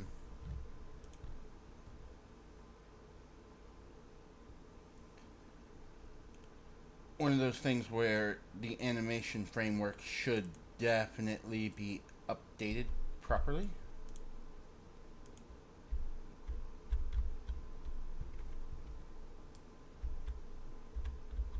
Alright, let's change the...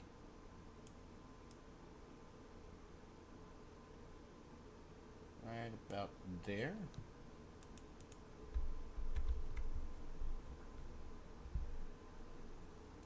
Well, I know you do.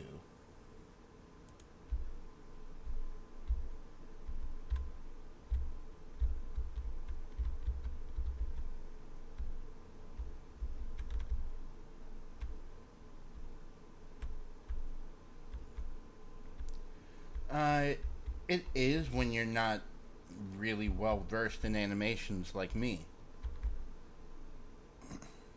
But I'm also getting some form of screen tearing for some reason.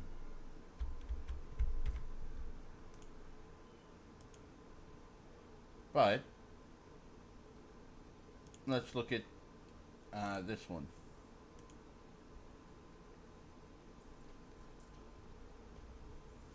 This is the code that they had.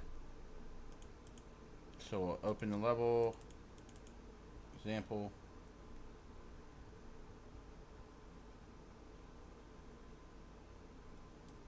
There it is. They're using a spawner system, so as soon as it loads, bam. I mean, they still get screen tearing as well with it. All I know is keyframes plus animator equals movement go burr.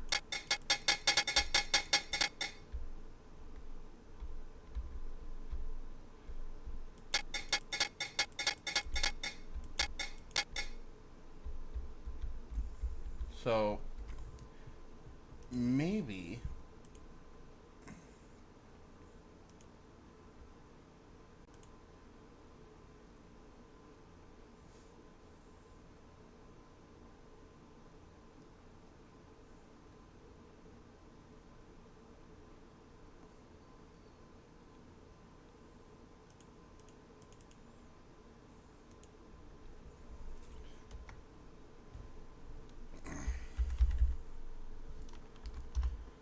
maybe if I just update this to actually spawn the character. God damn it.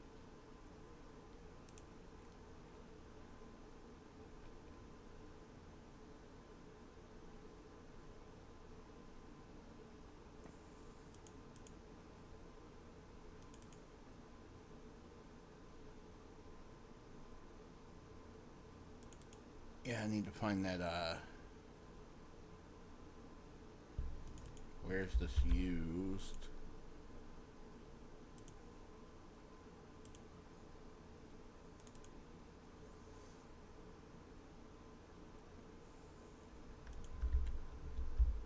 No, not build.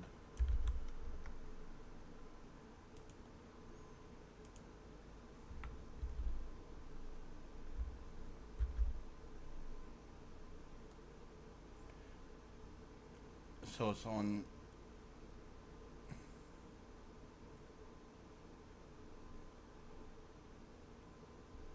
Huh? Okay, so.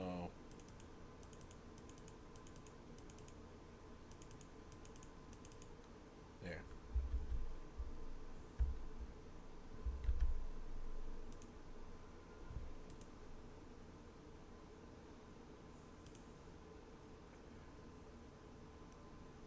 Um. Someday you'll start the engine and your PC gonna blow up. Oh, hell no. Not with this PC. No. That's a negative. Medic says, how to make a good looking keyframes is another thing. Yeah. That's not exactly fun, except for those that enjoy making animations. Jay responds with, you shaped them in the curve editor. Um,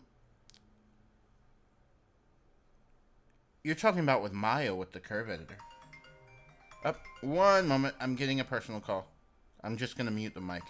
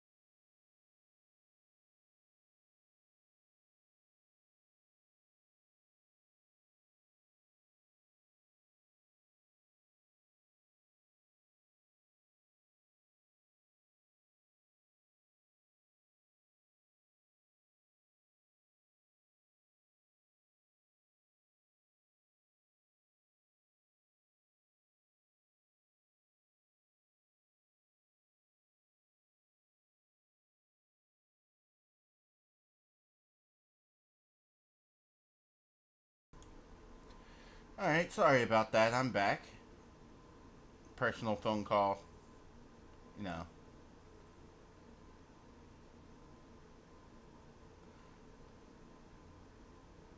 Hmm. So it has to do with something from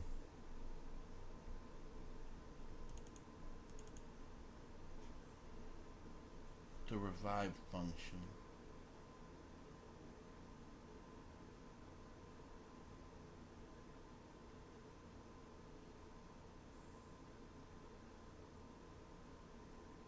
Question is what?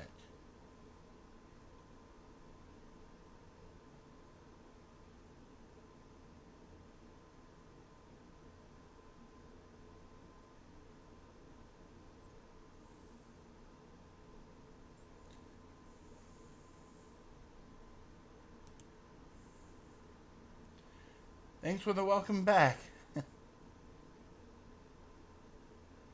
um, Send updated transform to the entity. Oh wait.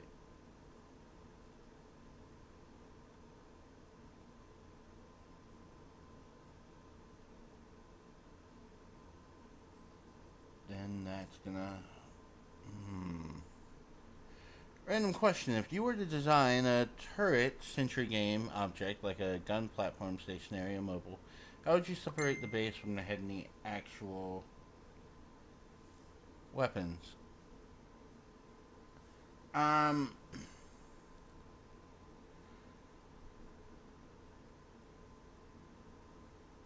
Hmm.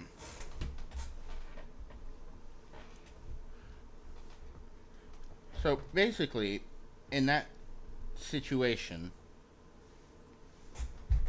the turret base would determine whether or not it could move. So that would have its own AI to it. So whether it could move in certain directions, so on and so forth. And then the head would actually be the turret itself, where it could turn and attack. So, with that in mind, all you're doing is creating two different components and then putting them together. So, in the code, you don't have to specify that at all, unless you wanted to say which base it's attached to, and then you could just make that a generic base where you attach it in an editor or via code. So,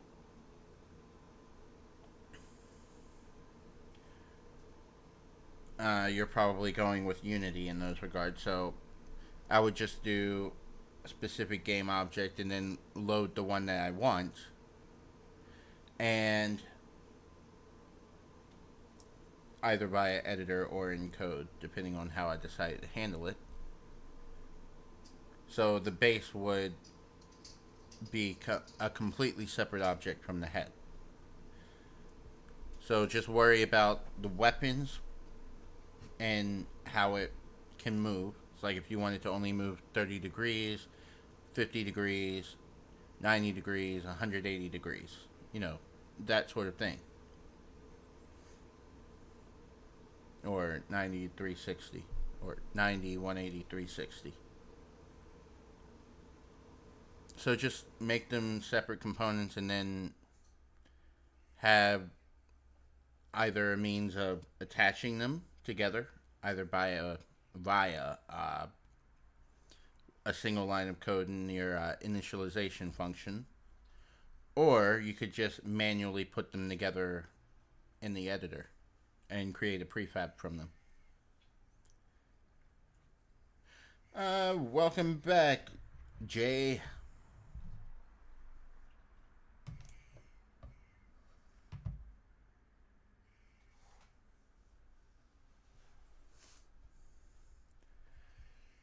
Um,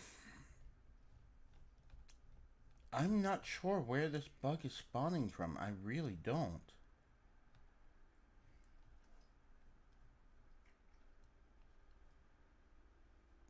Because we can see here, update frame time, or update cursor, update movement, then update animation, and then if it's the local client, update the camera. And I'm just going ahead and updating the camera.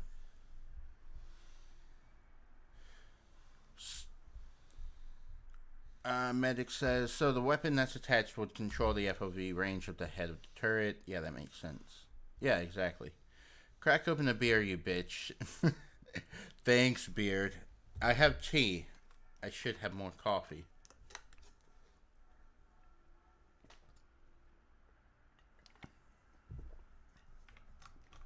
And which one of my platforms stopped streaming? Oh, live chat. Not found for one channel. Okay, whatever. Don't care.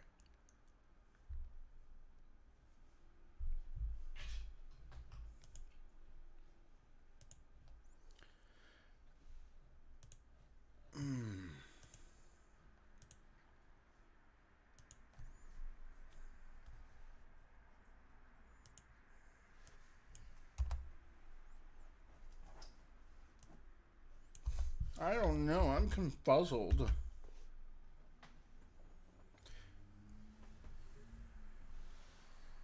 Mate, it's Friday. You be on the bevy. You should be on the bevy. Yes, but it's also work hours. Almost lunchtime, actually. And Jay says, can I borrow your setup to make my animation tutorial? Sure, if you want to come over and do it.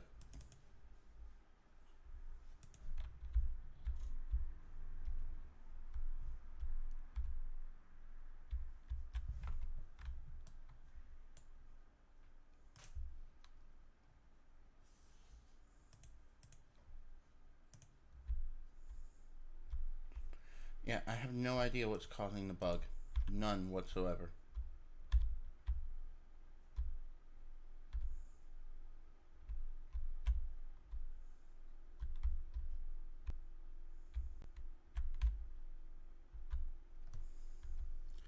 Poof, COVID means that we can do what we want.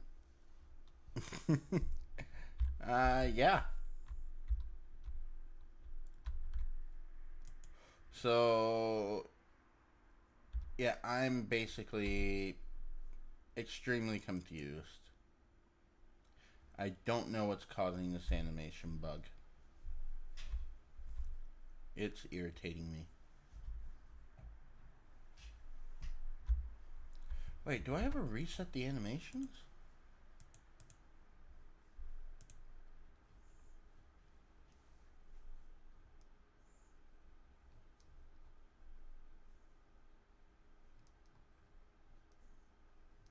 No, that could be the issue.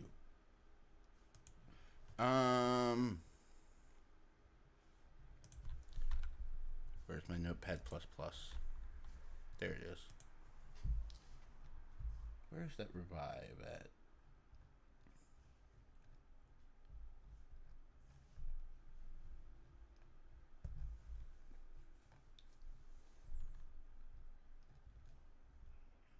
Revive, there it is.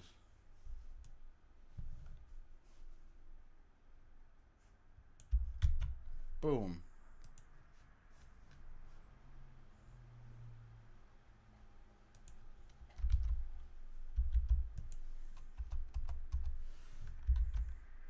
Let's just do that. In process event, when we initialize, we will just reset everything. Thanks, man. We'll pass by you in Arizona. Sounds good.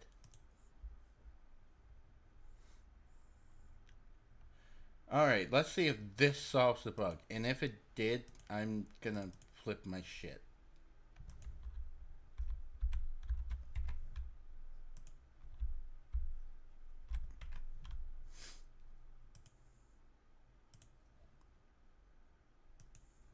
Only one way to actually tell.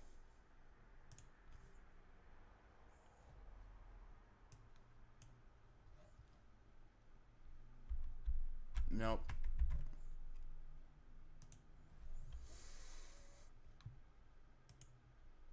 Damn it.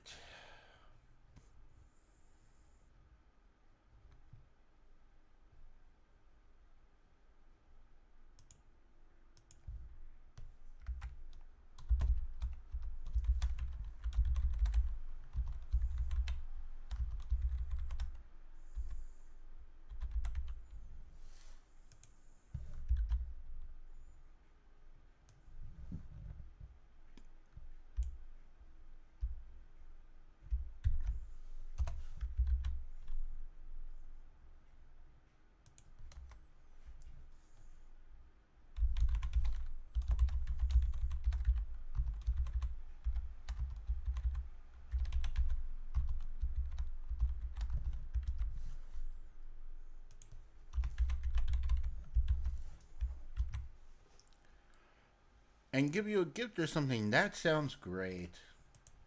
I like gifts.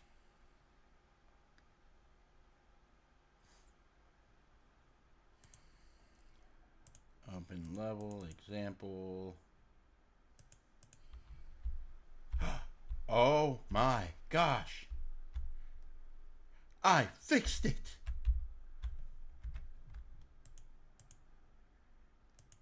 Export the engine.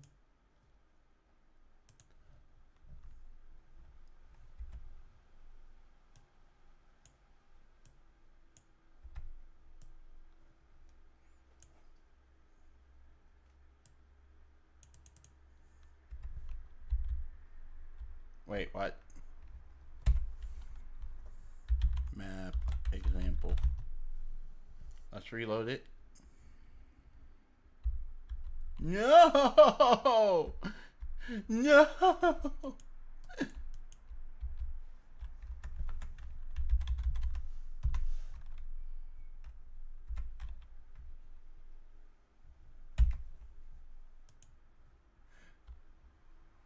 But.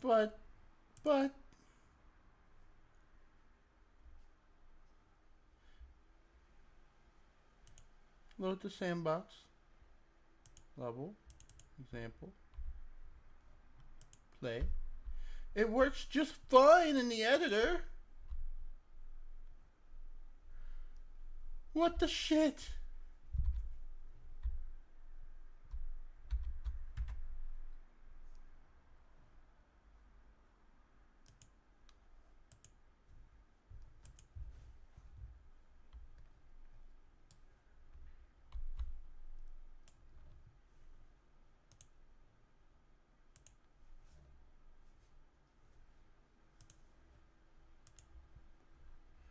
Okay, so let's do this. Game launcher.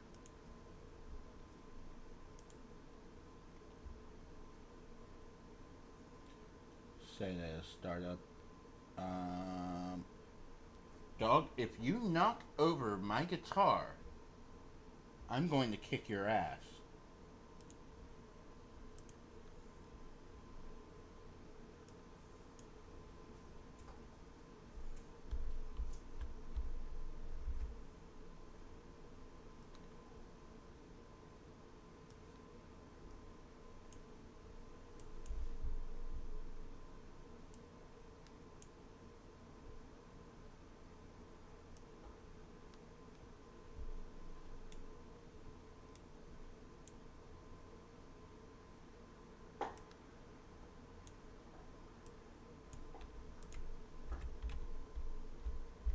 And the animation's still broken.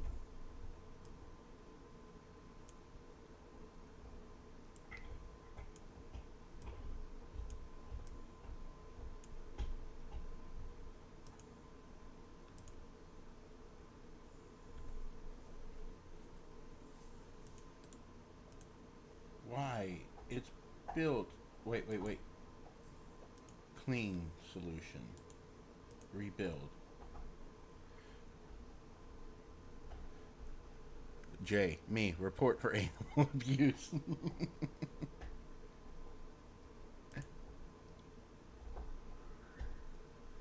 Well, he knows better.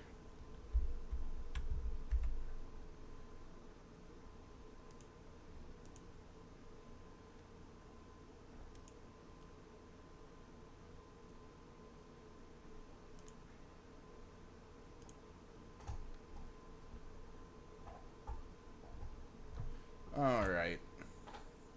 Well, I have one bug fixed.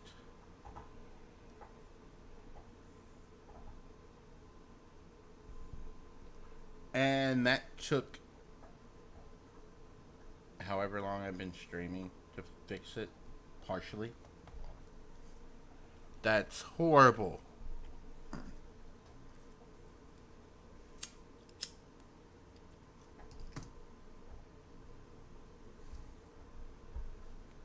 Um,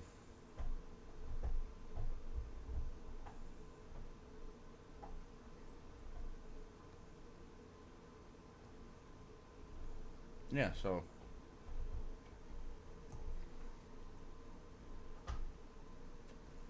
Jay, I hear you smoking. Yes. Void. Reset player.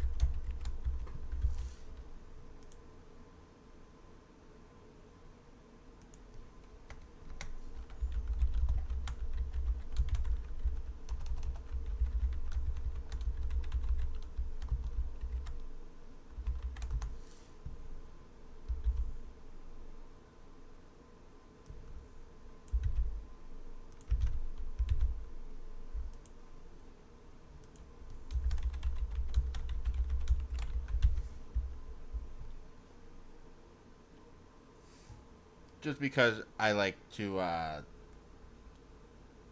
things organized properly.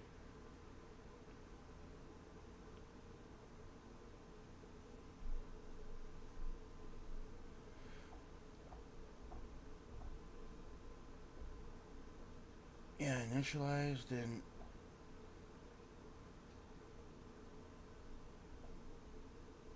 oh yeah, initialize player is called at the end of initialize. Okay, so that's actually smart, which means all I gotta do is initialize the player, and that's built. And yes, I am smoking. What? Damn it.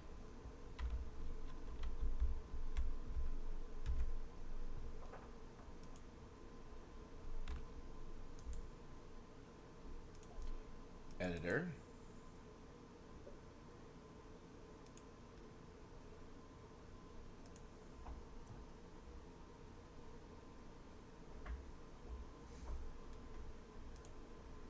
Open level, example, play. Yay.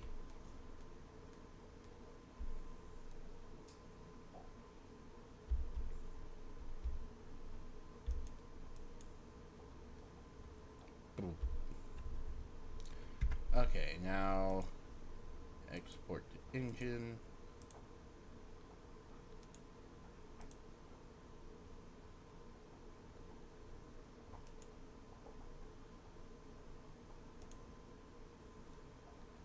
I just want to see if it'll work after that. The answer is a resounding no. So I have to figure out why. That's bug number 2.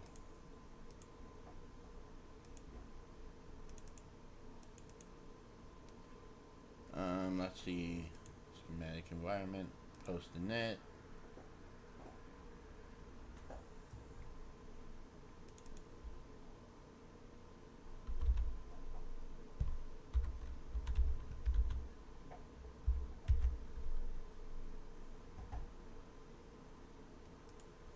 That might be why.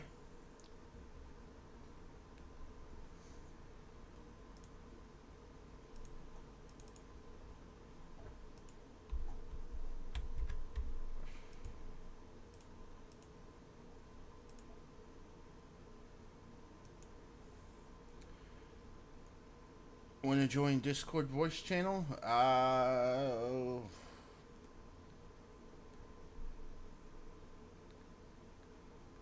Sure.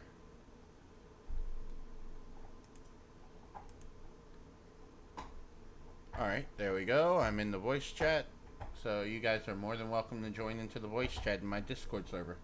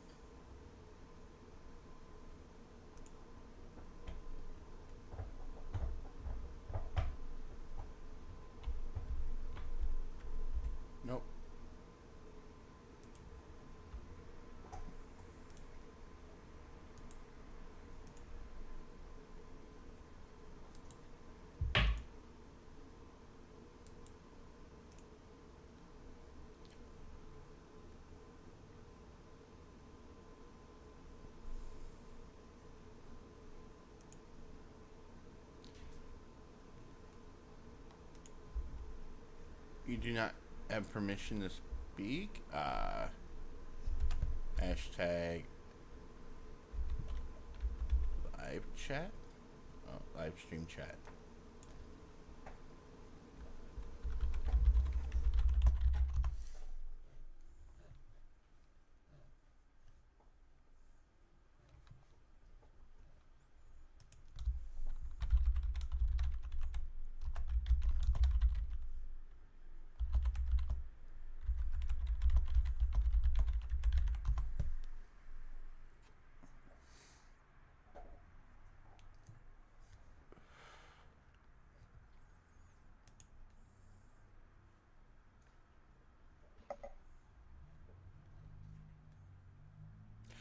Hey, Hefe. Or I should say Dark Slay. Oh, you were saying something? My bad. You just turn down your volume just a tad. There you go. I was like, I saw your thing going on and off, and I was like, why is my headphones not on? So I was just looking around, turning it on and off. I thought you were going to join in the voice chat as well, Jay. If he does, I'm going to see what the issue is.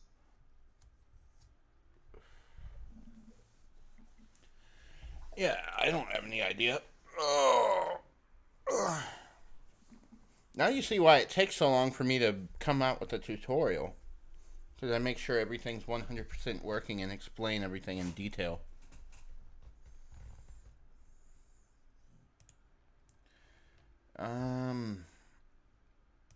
Yeah, I have no idea why it's not working when I build the game itself.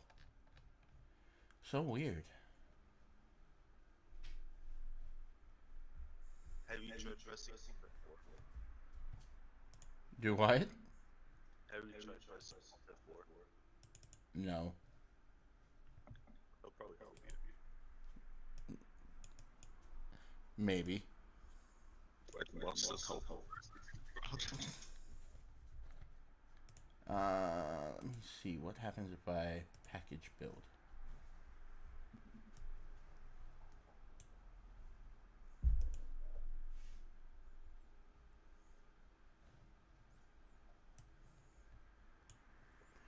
Packaging game assets.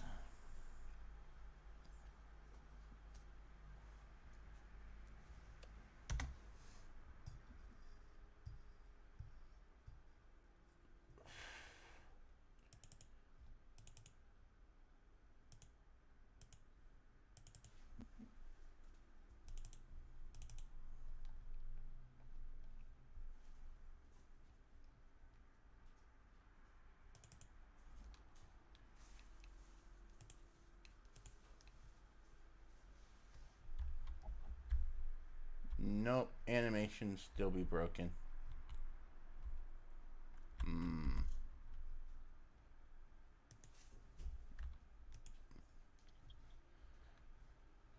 Yeah, yeah, said give me a few years. Appreciating your hard work. Fuck off.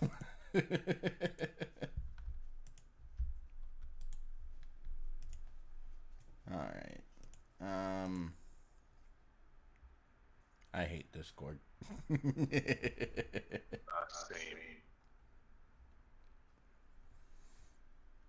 Yeah, I don't know why it's not working when I package the build. It's like it doesn't make sense. Is that why they did it in the game plugin?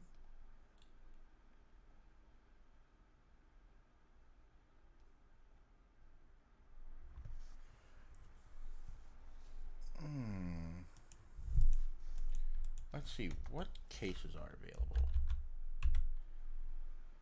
Okay, I really appreciate your hard work. Stop lying to me, man.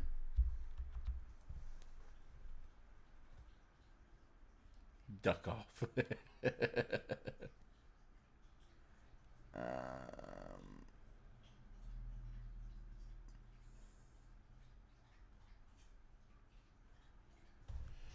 Get out of the fucking toilet!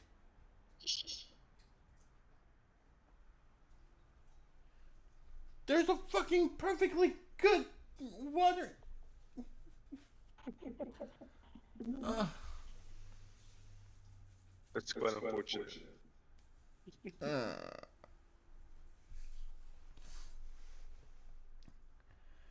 Uh.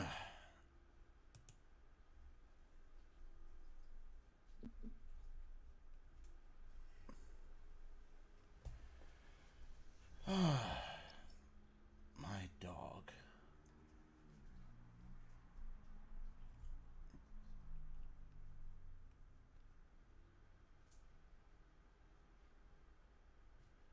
Yeah. Me wants food. Yeah, me wants food too. Are you streaming in a public bathroom or something? No. I'm in my living room.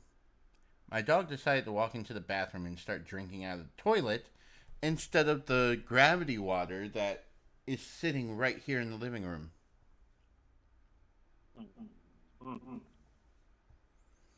He picked up bad habits from my friend. You? What? No.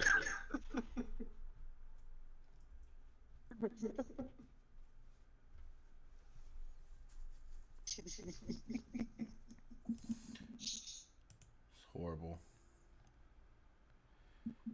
Hefe, I can't hear you. Why can't you hear him? Let me Here. fix that real quick. No, it wasn't Is this on better? your side. It was probably mine with OBS. Oh. There, that should be better. Alright, is that better? Should be. Cool. Can you hear Hefe now, Jay? Scuffed. What are you on about now? Huh, Beard? Nice. Jessica, you should stop drinking. Fuck you! I don't drink at... The fuck you take me for? An uncivilized being?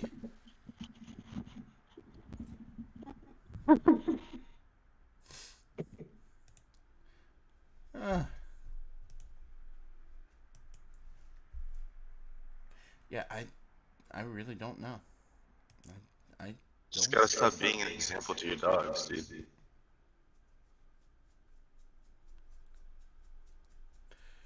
In layman's terms, your stream is shit. Fix the echo. Fine. Give me a sec. Filter. Just switching down my volume.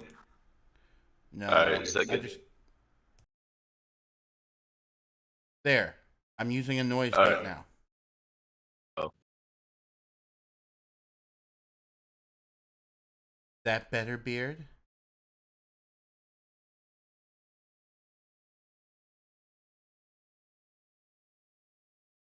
Huh, Beard? Huh? Is it better? Can you feel it now, Mr. Krabs?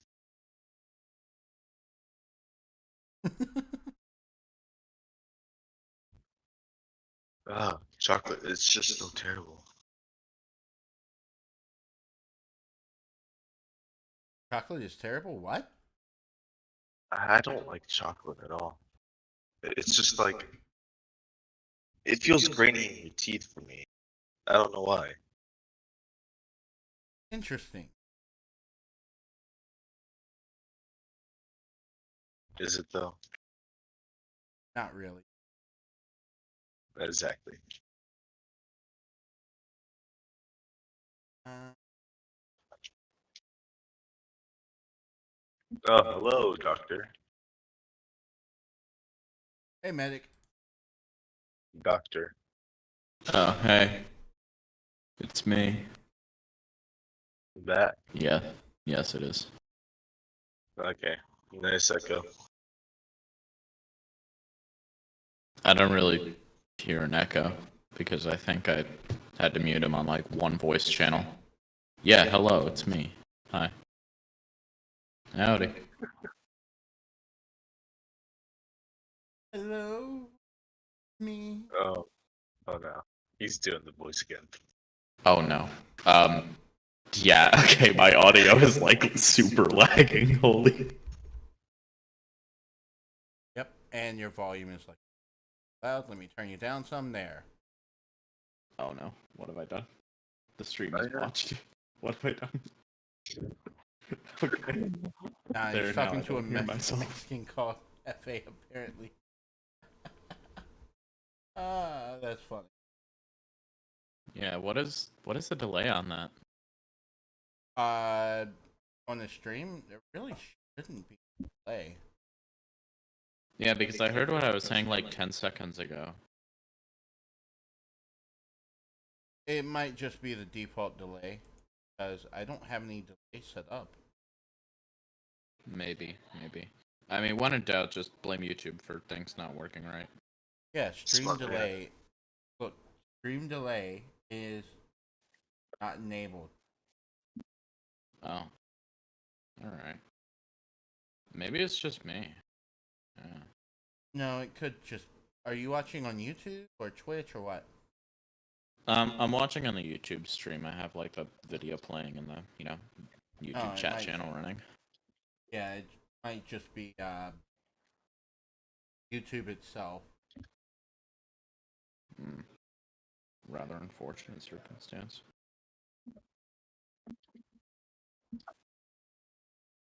Worked just fine.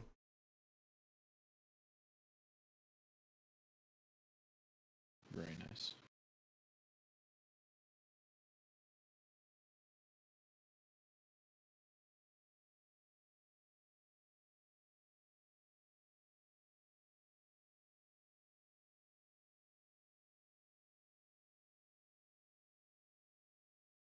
No. And it's still fucking broken. Yikes. You hate to see it. I might be drunk because I don't know which one is Hefe, which one is Doctor. Streamer's voice is the more feminine. Oh. Oof. That hurts. Dude, humble roast. Excuse me, Beard. You can suck my left butt cheek. Dude, you sound like the one dude in my class that has like such a gay voice to his tone, Wait, what? but you're trying to fake a deeper voice Yeah. just because someone's calling you out and has a deeper voice. Actually, I'm not faking my deeper voice. I just happen to speak in the higher register. Same. See, if I wanted to, I could just talk like this. But I don't really project with this voice, so I typically don't. Please Yeah, stop. you're probably gonna scratch like that or something. I don't know. I know doing it yesterday was really painful. Now I could talk like this. This is Yes. much more fun. I see you're back from your pact with the CryEngine devs. He's just practicing, dude. Don't mind him. I'm not practicing anything. Oof. And now it's time for silly songs with Demon Jesco. Admit it. This voice is very sultry. Sexy, even. Not really. It makes me think of Venom, and when I think of Venom, I think. I was where's sorry the to say that, make a flamethrower? joke out of it. J. Genre game dev content. Suck my dick. That's a good one. Excuse Oh, me. boy. I said suck my left ass cheek. You see, he was very specific with that one. We are gentlemen of more refined content here. No, we just derail because I'm obviously failing and I don't want to admit it. Dude, honestly, like, this isn't failure, this is literally just all part of the job. Like, 90% of programming is debugging after someone or something breaks the feature. Yeah, and I have no idea why it's breaking. That's the worst part. I really wish I could offer some meaningful insight, but I have no idea how the methods are set up. So I don't know what connects to what in this whole, like, I guess, wiring scheme of hierarchy or whatever it is that double colon represents in CryEngine. I'm basically just gonna talk to the Crytek team tonight and be like, it works in the editor, but when I build, it doesn't help. I mean, support tickets are nice. I will probably either bother Josh or Claire. Alrighty. Well, Most likely Josh. That was a work email. Well, watch out, Josh. Yeah, Cry Josh. Yes. Oh, nothing important. That was just my work email going, oh, there was a message on Teams. Like, thanks. As if I couldn't tell there was a message on Teams.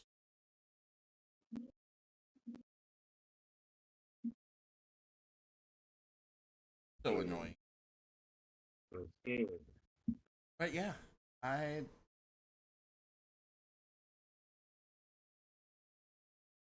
gosh. Why? And then he'll point out something, and then I will slap myself in the back of the head for why didn't I? Ah, yes.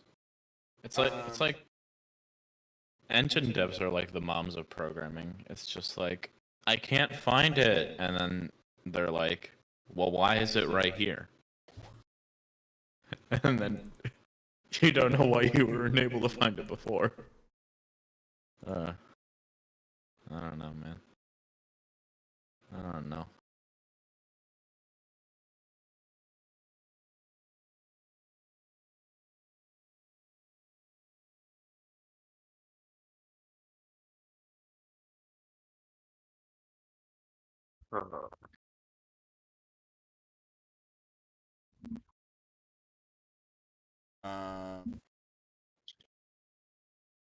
Help? Oh.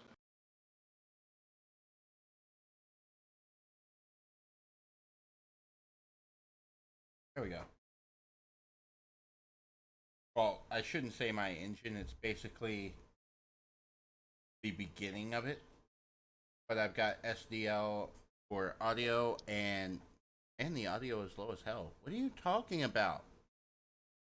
Everyone is turned up to max. Yeah, I don't really know how my mic is configured or how it comes out, so.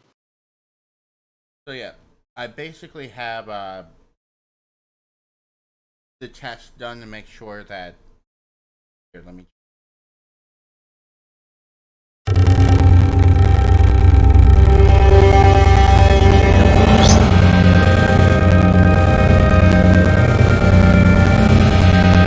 I think we're hearing the jet turbine. That is the desktop setup. I didn't think it was that. I thought it was just coming. Never mind. I just want to know why are y'all all sounding? Why so do we sound depressed? What are you talking about depressed? This is just a normal monotone voice of a developer. Food. I want food. Yeah, Jay, you wouldn't understand. You're just a animator. Oh, bro, Ripperoni the boy. Come on, come on. You can't do that to him. But yeah, so I basically have it so that it works. Now I actually separate the audio and tools and have fun from. What are the red lines under the SDL init audio thing? Yeah, too much to talk about, dude. I'm not sure why it's actually showing an error. Should we check the error console?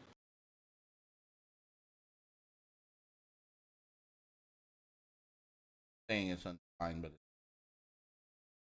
Um, so it's Where's one of it those trying to moments define it where from? it's creating a false error. it can just do that. Yes. And that's kind of one of the reasons why I want to actually Why is do there a null? remake with this. Oh. No. That's offensive. Anime tourism. Animatorism. Well, Honestly. I have Like- to think. When it comes to animators versus developers, we've seen life as with development and realized that no matter what happens, something is always going to fail or provide a false positive. Animators, super easy fix for you. I would Unless, of say course- it's more WYSIWYG, really. Like what you see is what you get. Like animation is probably like after you get all the rigging set up and you know what motions you want them to make. Granted, you have the proper knowledge of motion theory, squash and stretch, all that, and you set up the animation. It's kind of like, oh, this frame was off, or oh, somebody modeling messed up these polygons, so I got to run it back to them. Developers, it's just like, this was literally working Friday. Why am I getting 5 errors in the console Monday? Yeah.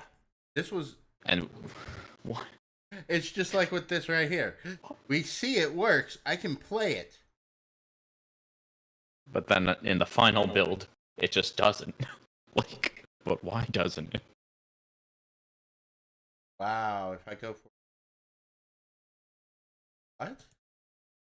Huh? What? So if I switch to release, it just fails. Oh, that's not supposed to happen? I don't think. No. Oh.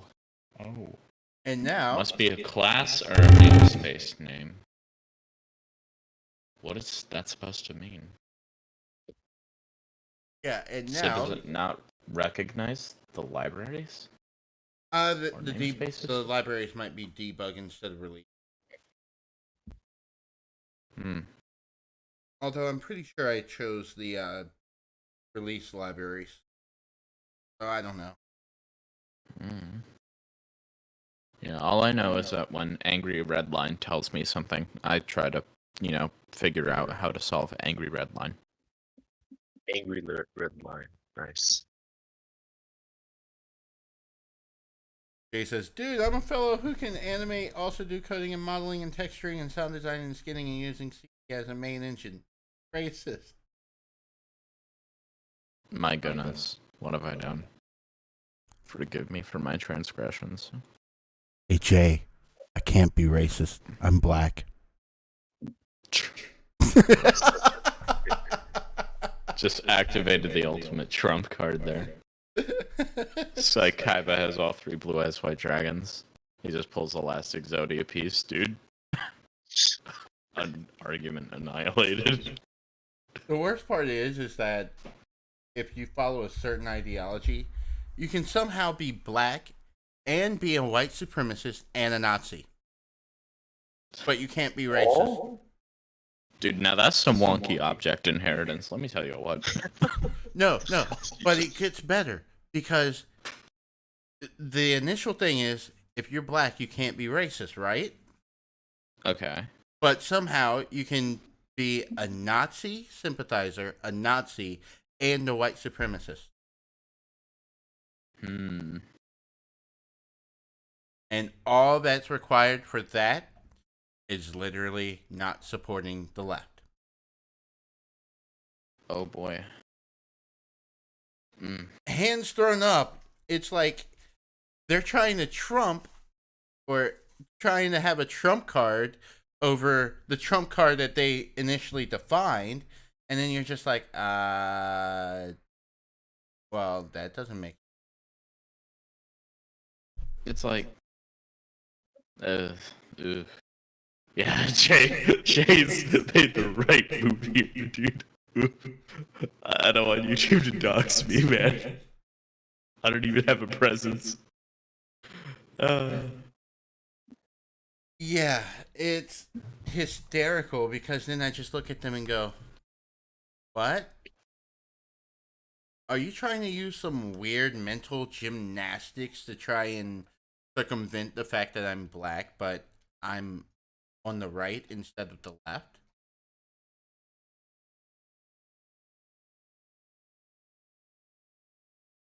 And the mental gymnastics doesn't even follow suit with your ideology. With yeah. People fear what they can't understand.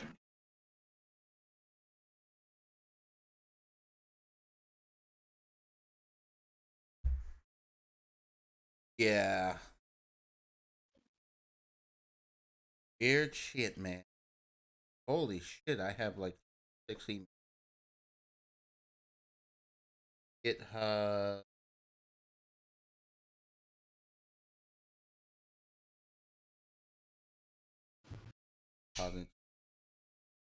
Game art, sound effects discounts. Get lifetime access only for $100. Someone's here. Oh, sorry. Yeah. No. Survey. Oh, I thought that was Jessica. Holy shit. Newegg, up your game with the Intel Core i5 1060K for $265.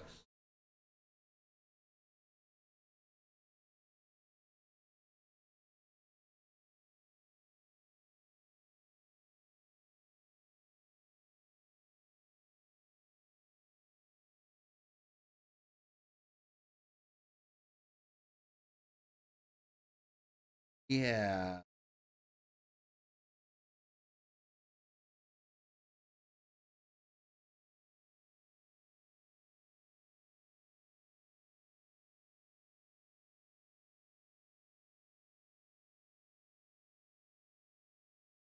Yo, you all are gonna be great game devs, says Jay. I thank you, Jay. Thank you, Jay. Even though I'm not a game dev. Hey, you are working on a game in Unity, aren't you? Unreal. Hell, even Unreal. So that technically game dev. Even if you are using Hell yeah. blueprints and you're inferior to us that can actually write code. Hell yeah. Yeah. I mean, blueprinting. Just funny little code blocks just built in a row. It's like code Legos, honestly. Mhm. It is. Yeah. Yeah. Sorry about the doggo, by the way. No worries. Oh, hello, doggo. Hello. Oh no, he's gonna do the bark. Okay, no, he's not. He's calm. Anyway, yeah, appreciate the encouragement, Jay. I've really been trying to better myself, and I'm understanding a lot more how games are actually working. And attending Ludum Dare like really enlightened me to what I can actually do as a developer. And I'm starting to like put together more and more what Jessica is trying to tell me about setting up a good backend with like a main class and then derived subclasses for different objects. Guess it didn't really click until I had my intermediate C# program with oh sorry about that, with what is it, more of a focus on the object oriented side of it. Yeah. So now that I've kind of like built it and understand how it all comes together, I feel more confident in applying it in the future. But Let's see. Let's see what some questions on Quora are. How can I make a computer Neat. program without coding? You can't. What are the advantages of an interpreter over a compiler? Uh,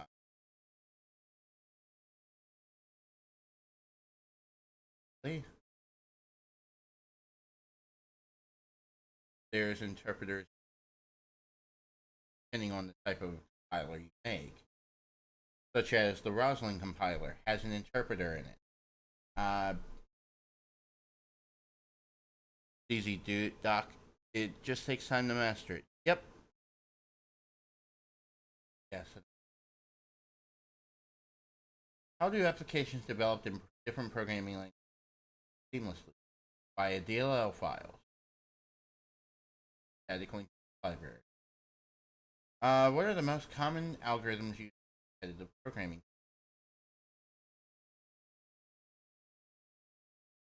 Having to do. Anything. Wrapping.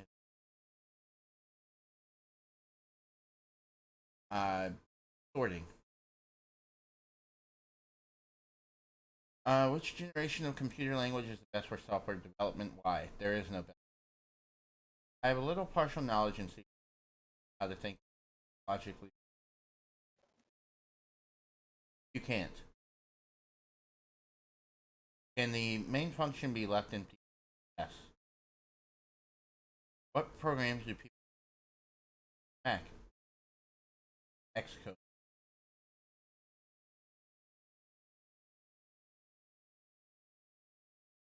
What was the first library?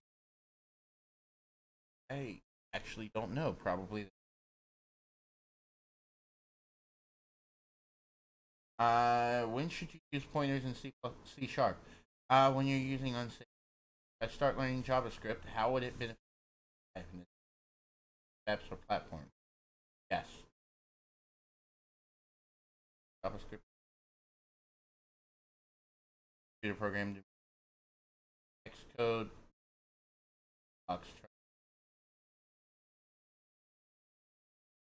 These are some really. Let's see. When using scanf on a string array, char in C programming, call the first element of the string 1 equal to 1 index and format. How does scanf know?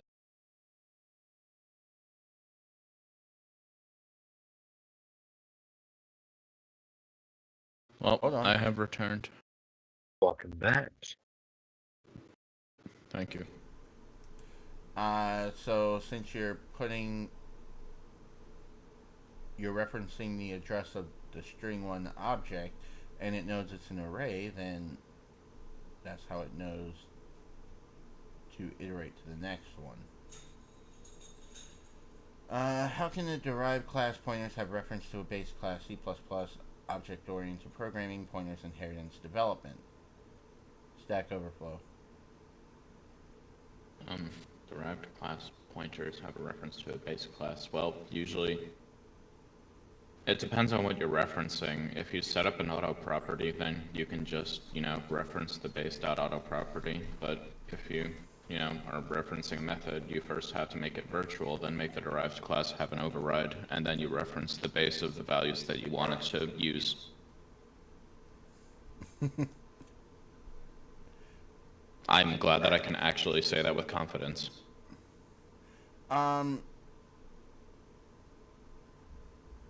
they are kind of adding pointers to something that doesn't really work with object-oriented programming. Oh. Because all you're doing is you're either referencing the location in memory of the class that you're deriving from, or you're just referencing it and calling functions from within it. So the question really doesn't make sense. Do you know? So what the type of code significant this might difference be? of No. pointers. Yeah, so pointers just direct, to a location where something is stored. And then inheritance in OOP is just like, like this class knows that this class exists, and it knows it has these values or these methods for getting and setting values. But it can have its own information separate from the main class. Yep. Let's see. Are classes objects in Java simply just arrays? No. Oh, no. Oh, no. That is just a no. I mean, think about it. Is a class in C# an array? No, it's not. It's a class. No.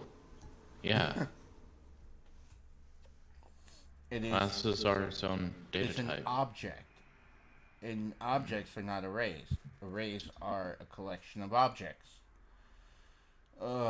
So you can have an array of objects or objects from a class, but a class or an object is not an array unless it's a variable that's defined as an array.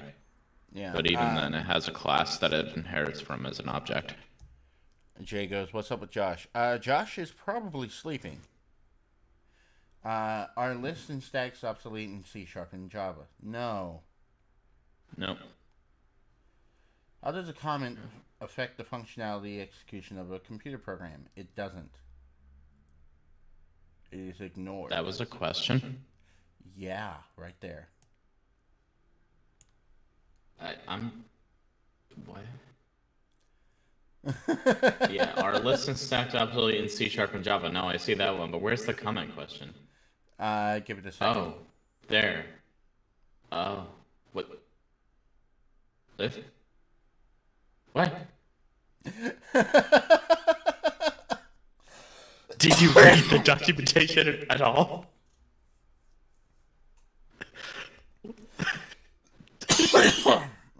It's just funny to me. It hurts. Hey Jay, how you doing? Now it's going into China. How do Python variables differ from variables used in other programming languages like Java? Now that's a good question. Not really. Because your base variables in Python or Ruby or even JavaScript are not defined right up front. So it infers what the type is. Whereas in languages like Java, C#, C++, you actually have to explicitly say what the type is. Oh, with the var keyword and stuff. Mm-hmm. Yeah. I kind of saw it at first, and I'm like, that's interesting.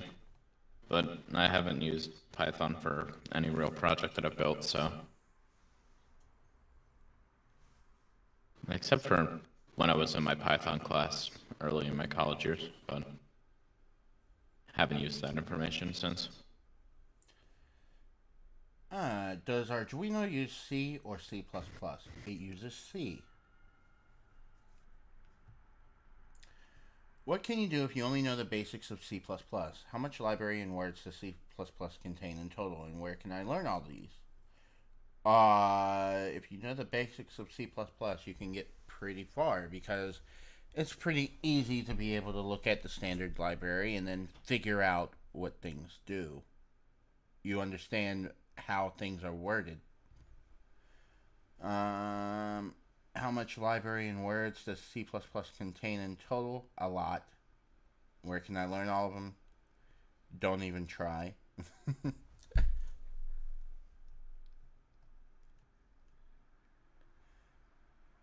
When will there be AMD 5000 series laptops?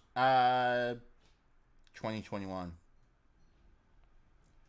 What do you think about JavaScript as front end and C++ as back end? Are there any programs or platforms with those two programming languages?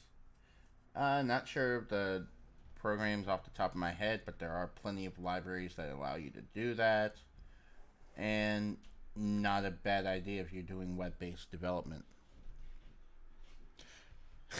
Jay says, it's not like those folks who post on that site are watching your stream. Probably not, but it's still funny to go over them. Yeah, it's kind of like the quirky question hour. Yeah. What are objects? How are they created in C++? Read the fucking manual. Yeah. Where's that video of the guy who just bursts into his recording booth and says Google Mesh?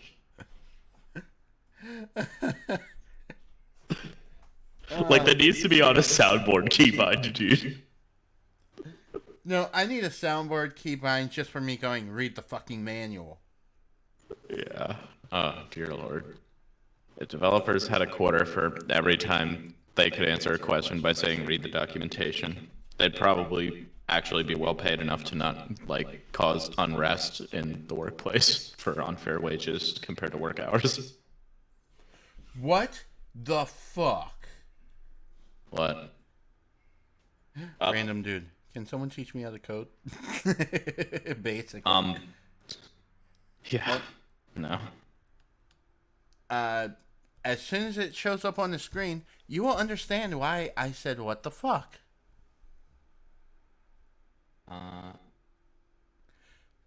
8, 7, 6, 5, 4, 3, 2, 1. How complicated is it to use a low-level front-end programming language as C++ and JavaScript for the back-end? For example, to create a web app or platform. How complicated? No, that's not it. Front-end programming language.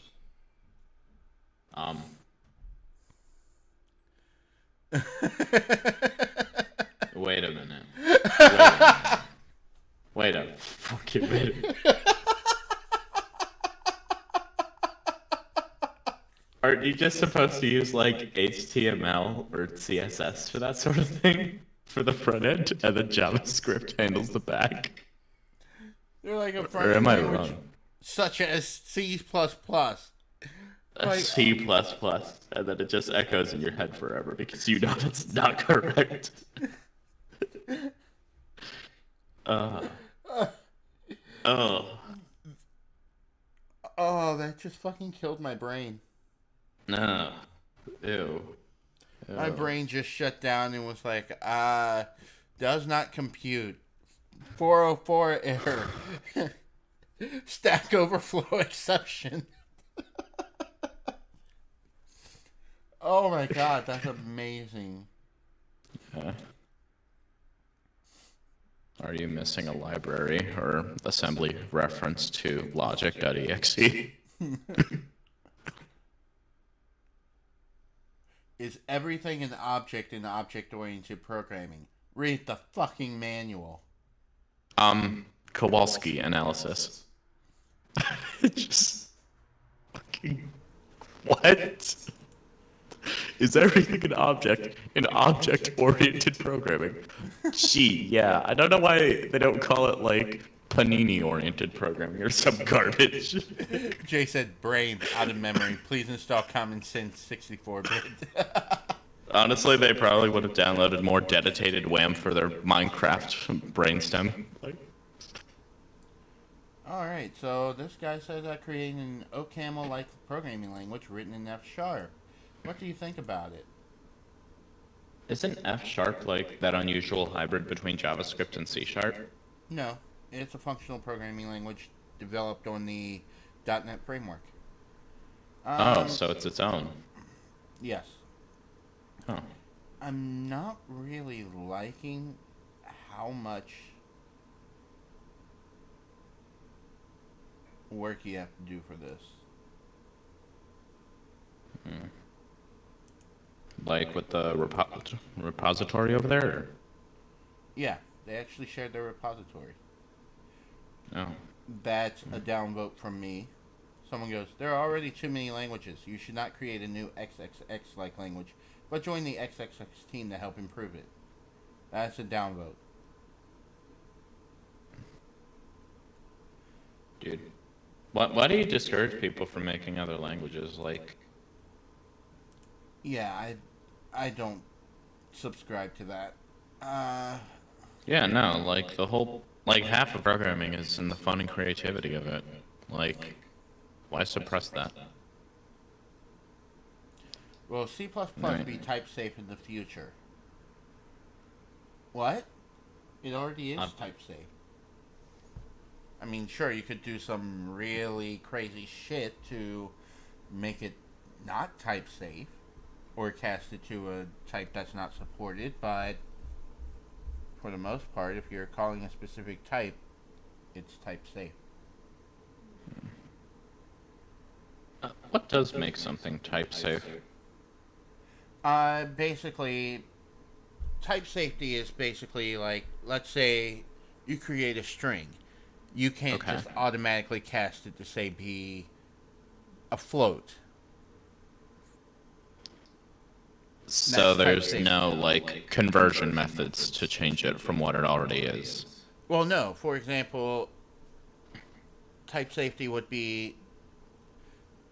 It's like, for example, if you do the conversion, then you're doing a check to see if it has the proper formatting for it. So if it's using letters, it's not going to be supported, or it would throw an error.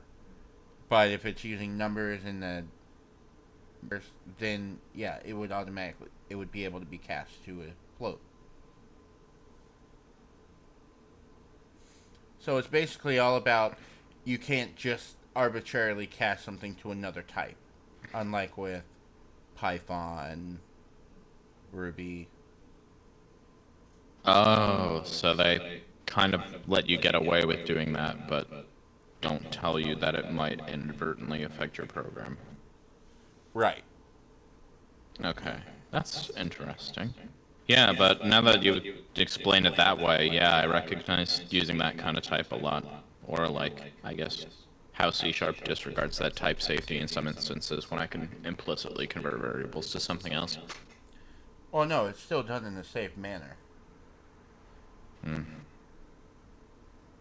Yeah, yeah. Uh, If I don't let's invoke see. toString when it needs a string parameter and I passed it in, then it gets angry. Yeah. So that does make sense. So that's what type safety is.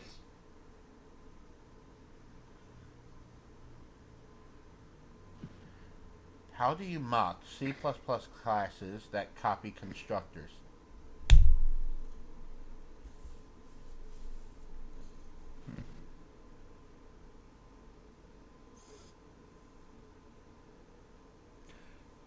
Ugh. Are you talking about mock classes for testing or what? Um,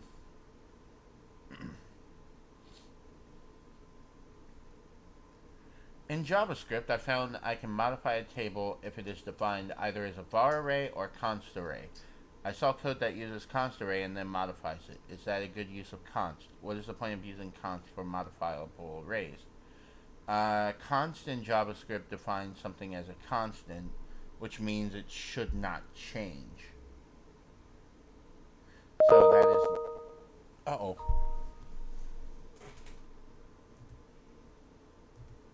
Okay. It was just a regular email. So you should not use const for arrays for modification.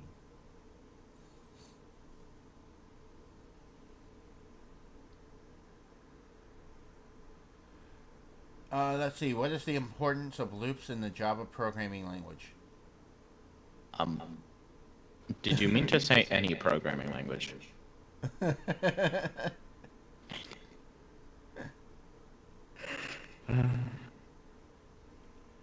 Unless they want to end up like Yandere Dev, they're gonna learn to love loops real quick.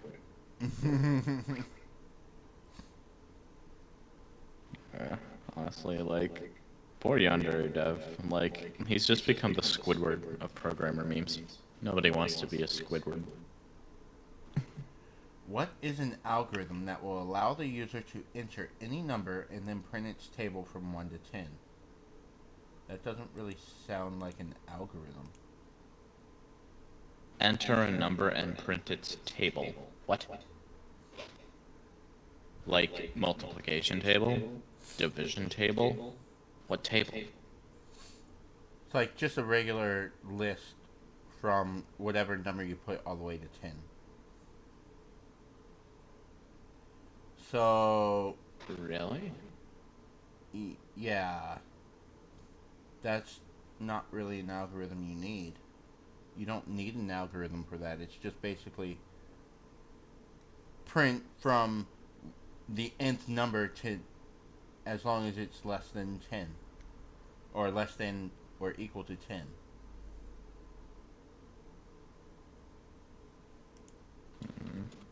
Like, hold on, hold on.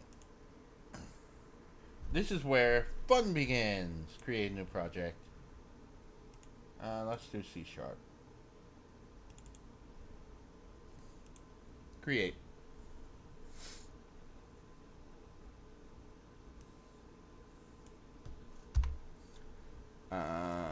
Let's see. Let's see.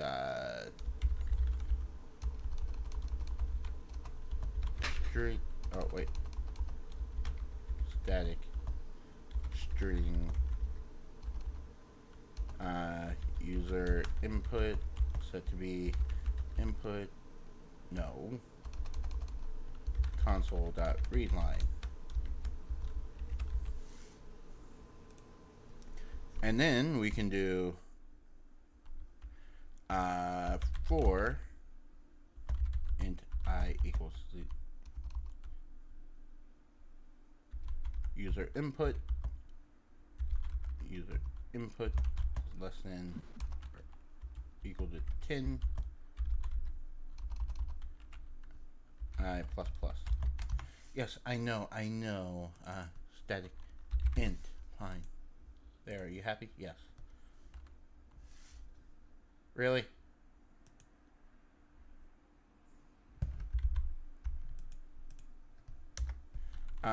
Let me see. User input dot trying to go from memory here. Oh wait, no, convert. Int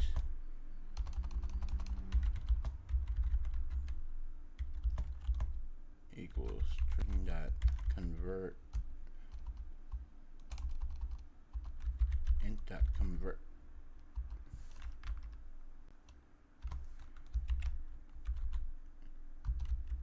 There. Now we can do less than convert, and then console dot write line.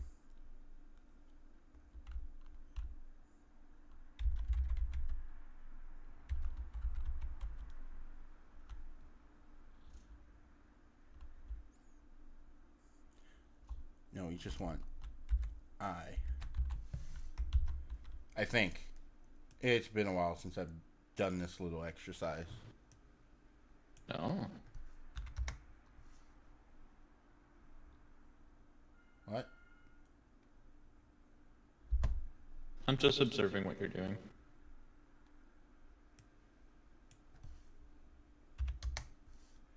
Yeah, it's just exiting. It's been a while, so hold on, give me a sec.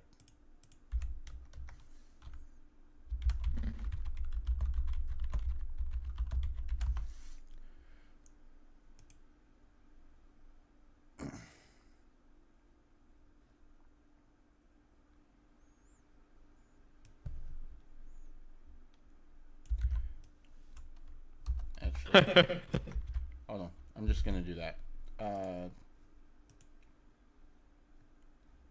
Why do you keep opening on that monitor? Open here.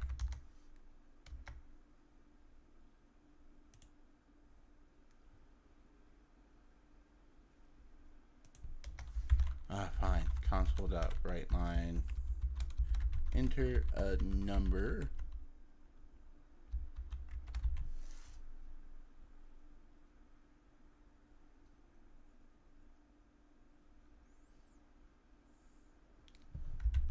There. Enter number. Bar.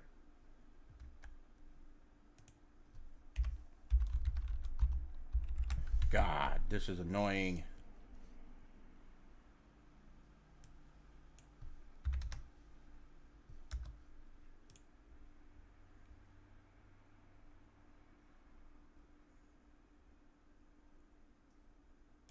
You know, fine. I equals 0. I is less than.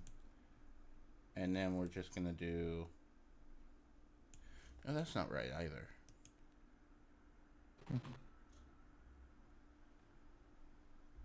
That's definitely not right.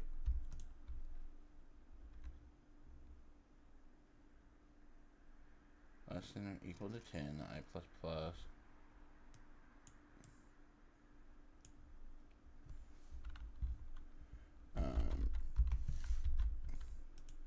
You check to make sure it actually does that.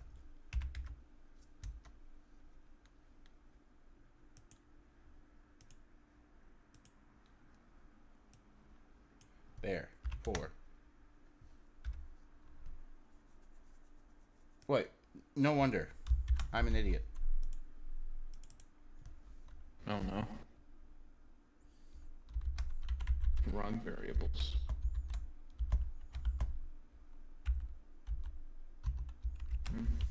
Yep, Okay, and then 4. um What the fuck? less than or equal to, dude. Condition. That is less than, right? Yeah. So that's like convert is less than or equal to 10. Oh. Yeah.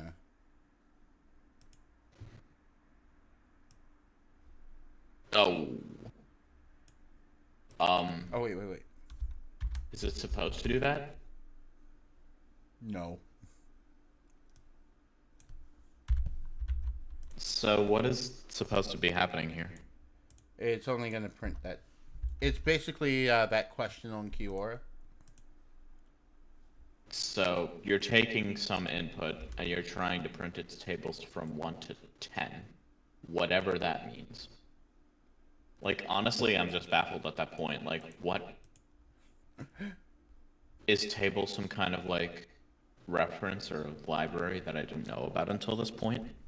Hold on, I think I'm doing it wrong with the parsing the input convert string to int C#. How do you convert a string to a number? A string to a number?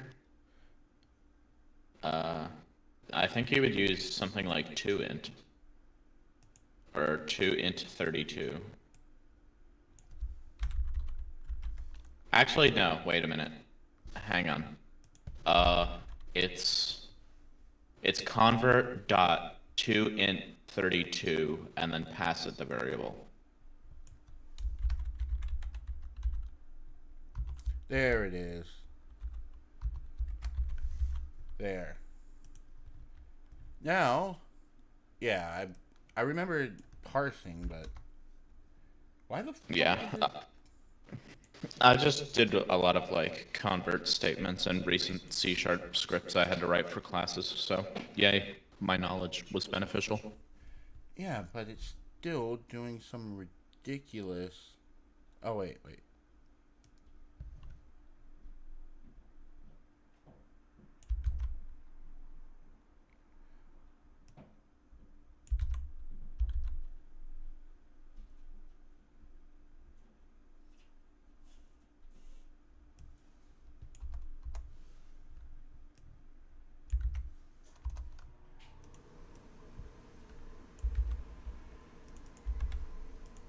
Result.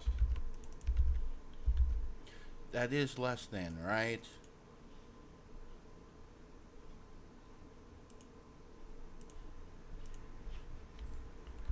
Less than sign. Yeah, less than or equal to 10.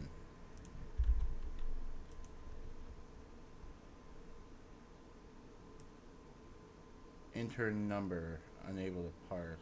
Oh. Oops.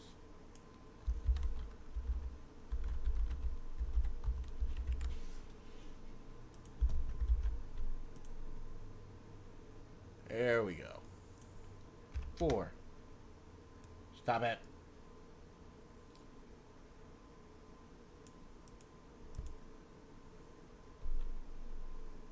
You know what? If result is greater than 10, return. Fuck off. 4. What? Huh? So it started at 4, but then just infinitely went on. Logic. There.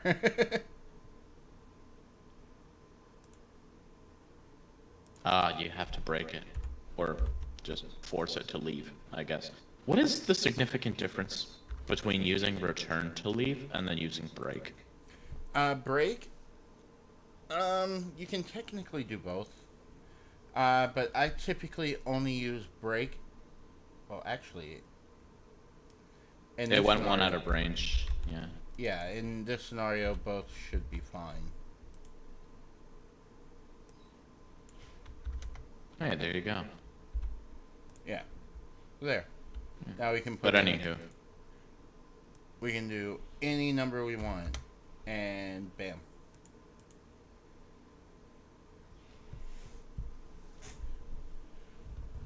Yeah. See, notice this one is actually doing the parse method instead of convert.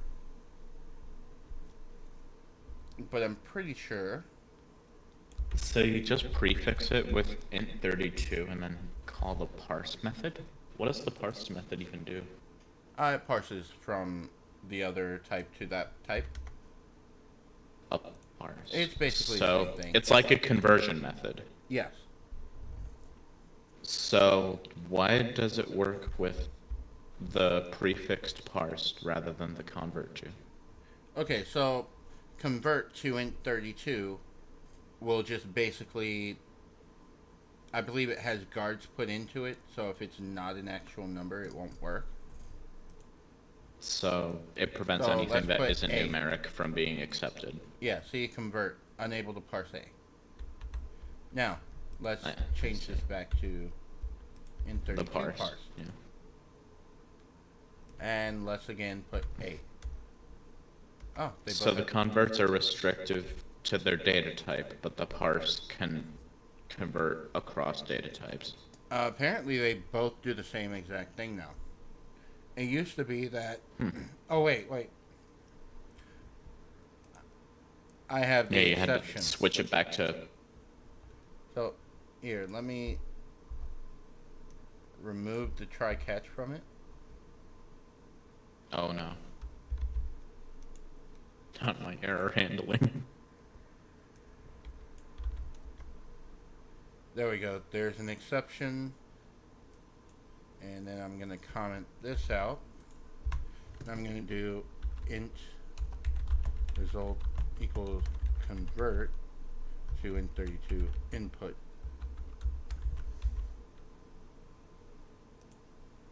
Now we'll run it. A. Huh. So yeah, the exact same thing. Doesn't matter. So there's no significant difference. Nope. There must be some significant difference somehow. Well, let's. I guess I gotta check the documentation for that answer. Yep, let's read the fucking manual. Yeah.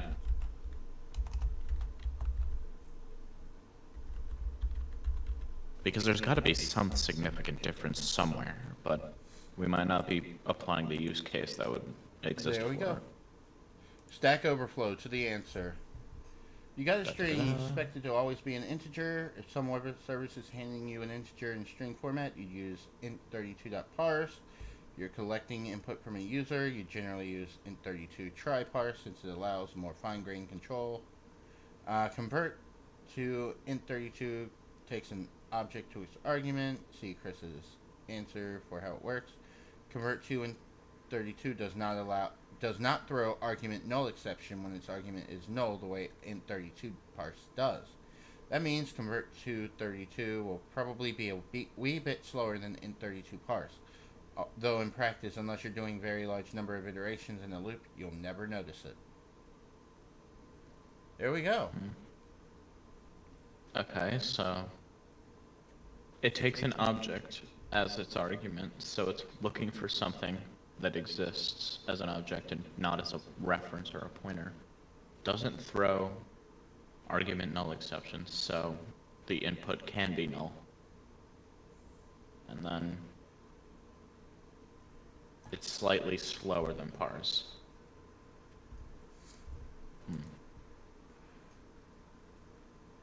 Convert to int32 calls int parse internally, except for one thing, convert to int32 returns 0 when the argument is null. Huh. Is this Chris's answer? No. Where's Chris's Well, answer? the more you know.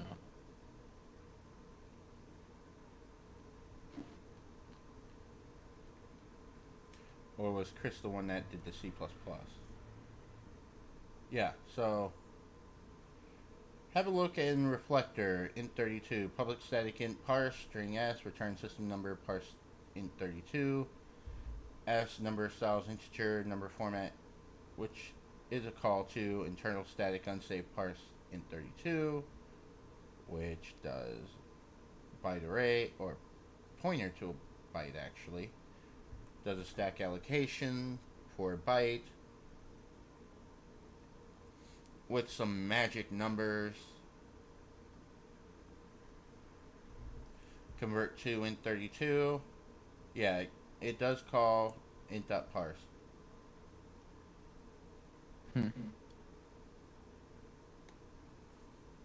So yeah. It calls the parse anyway. So there we go. That's our answer.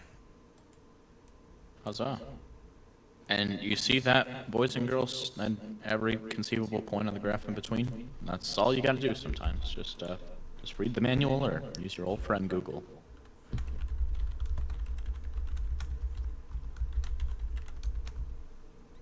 Knowledge is out there, you just gotta reach for it.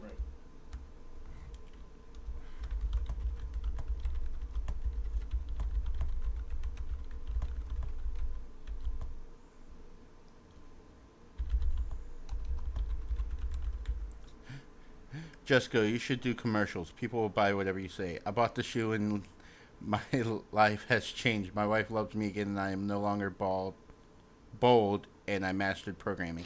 At the end say, life is short, buy the shoes. You don't really need an algorithm for this. An algorithm is a recipe for how the computer should handle something. Well, let me say, you don't need a fancy algorithm for this.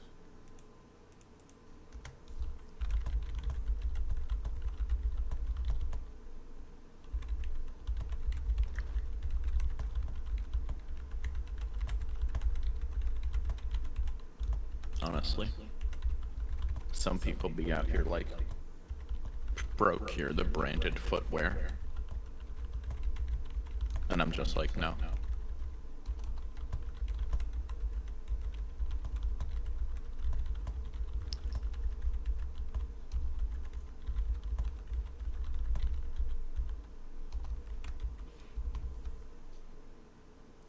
There we go, and then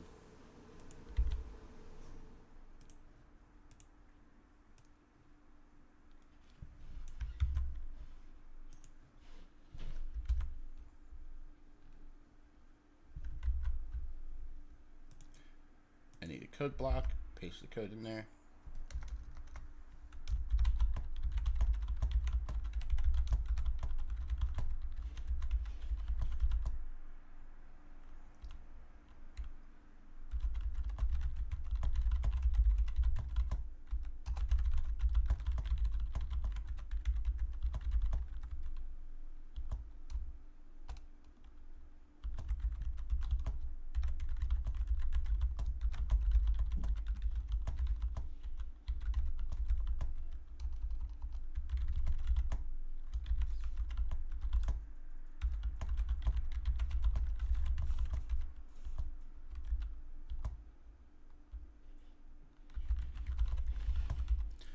Hello, Moon Jump Mania.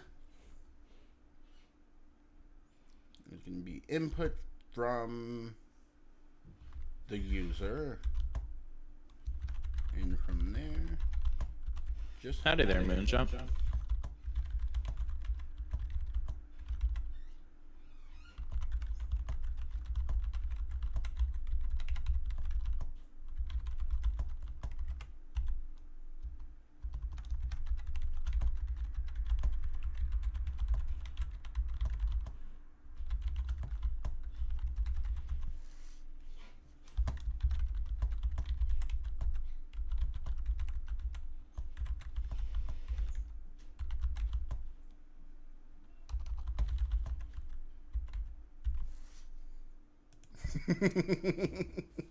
There we go. Answering questions on Kiora. For this particular one, I decided to actually answer it. What we've been doing is just reading some and answering them without actually answering on Kiora and laughing about some of them. But Yeah. yes, decided to take a break from doing some game development because I have a bug that I'm not sure how to solve right now. Which original NES or SNES games have been ported over to the Google Play Store in full video game format? I don't think any. I think their platforms are too outmoded. You need to modernize it. How do I print hello with the quotations like hello in Python? Really? You've never used an escape character before? What? Maybe they don't know about escape characters. That's tragic. Yeah. What are some pros and cons about using LLVM to develop a language? When should I use it? When not? The cons is apparently it takes forever to actually build LLVM.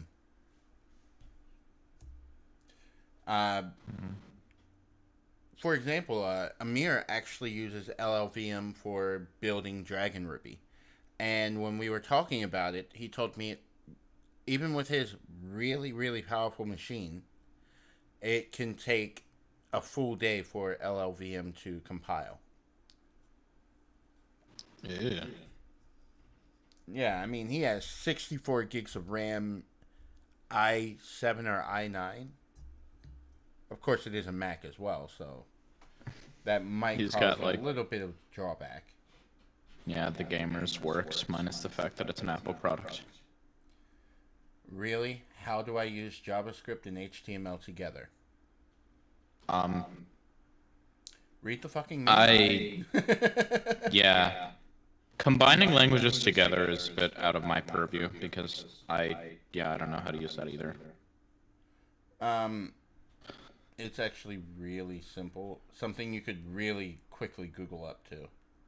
Yeah, let me Not to try mention- that right now. Not to mention the fact that your front-end visualization is normally done in HTML and CSS, and JavaScript is just your back-end code for it. Let's see here. How do multiple languages interact and in one project? Let's see. Actually, quite common principles. Different languages are compiled to the same code. So Can different JavaScript do languages. everything PHP can?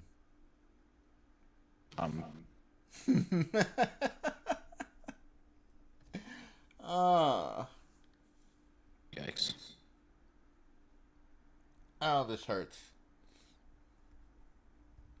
How do you Man call a is undergoing CSS immense function in physical pain. HTML? Oh, God, really?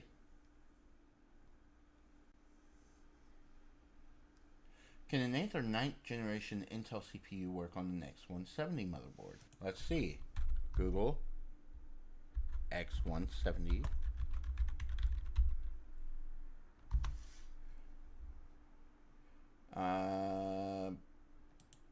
That's the AM version.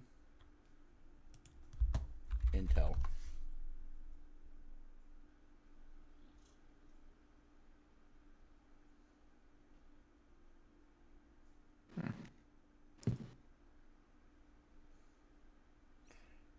There we go. Let's look at the...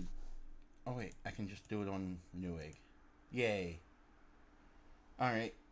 Intel C236 supports the Xeon as long as it's LGA 1151. Which CPU was it? 8th or 9th gen.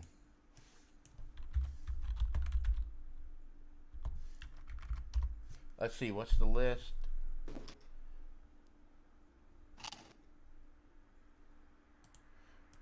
Let's look at the i5 8400.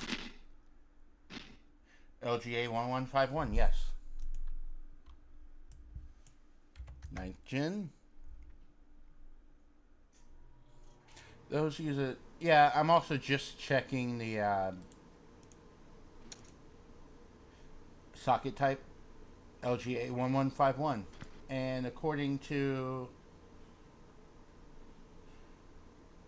let's see, the X170 Extreme supports 6th and 7th gen Intel.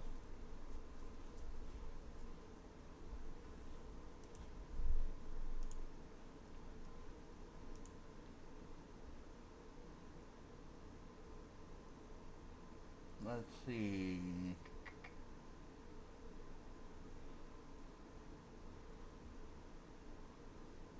Do, do, do, do, do, do.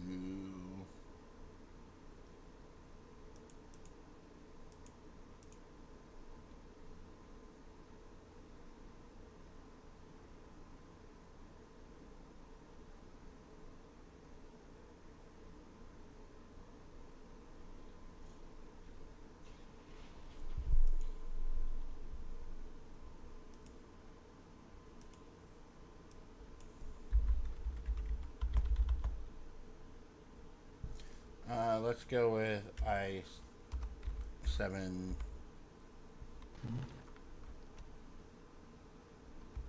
9900K.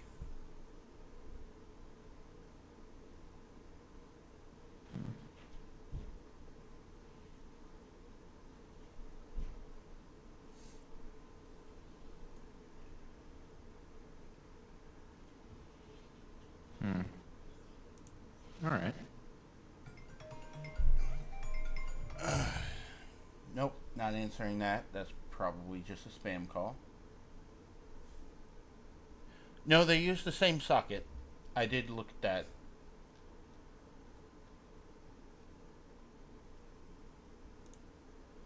Let's see, socket type. There it is. Overview, scroll up. LGA 1151 for the socket type. 1151 socket type for the 8th gen Coffee Lake. And what is yeah, still Coffee Lake. So theoretically it should be supported.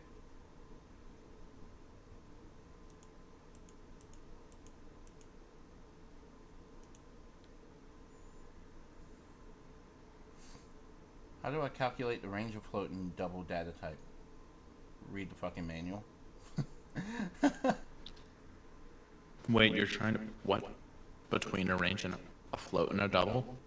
Yeah, what's the how do you calculate the range? Read the fucking manual.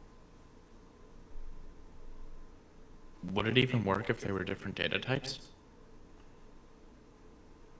Well, float and double are technically the same double data type. It's just one. Is more precise than the other. Yeah. Yeah, There's a little bit but I more just to wonder it. if the It's like I think Yeah. a double is technically like a long float or something like that.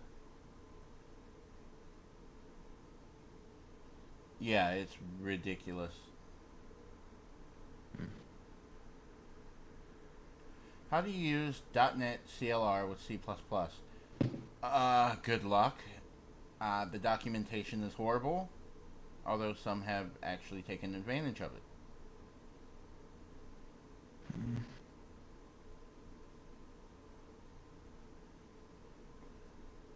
What is the easiest way to read integers only from standard in and a file correctly formatted until there's no more input in C? What? Are you just trying to read the numbers from within a file? You just put it all into an array. Yeah. Why would you consider implementing data structures using a Java generic? What advantages and disadvantages, if any, are there to using a generic? Advantages is that you can use different types with it.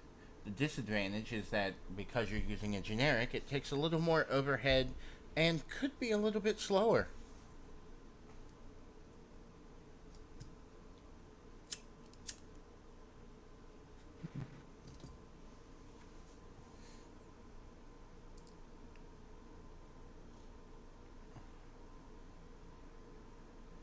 Among the 5 generations of computer language, which generation is the best for embedded systems development? And why is it the best for embedded systems development?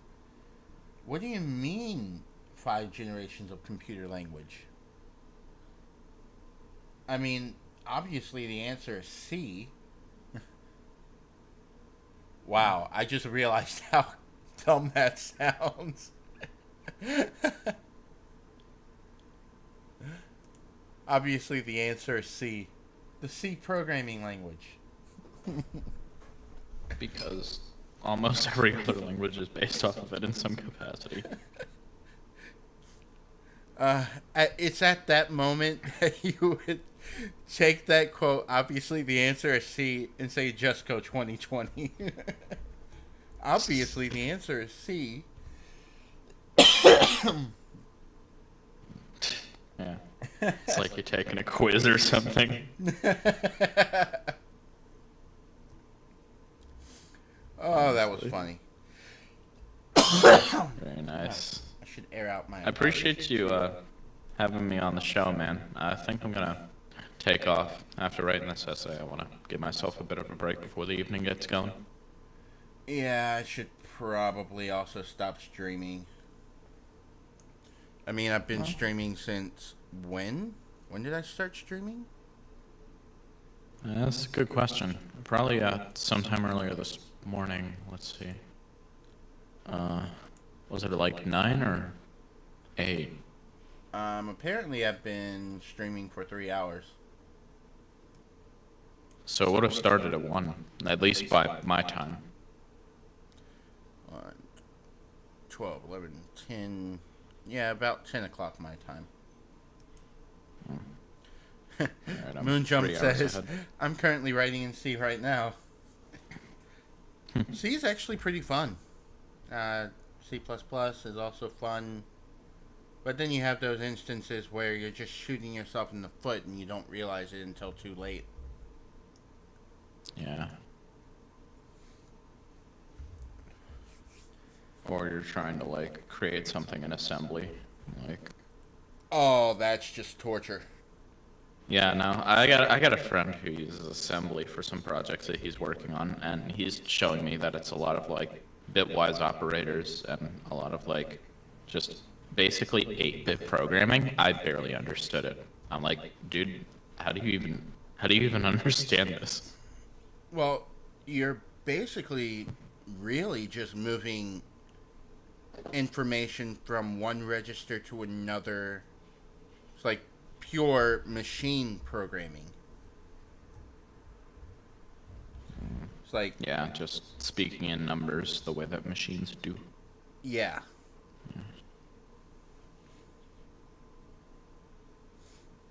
I want to see if I can find one more good programming question.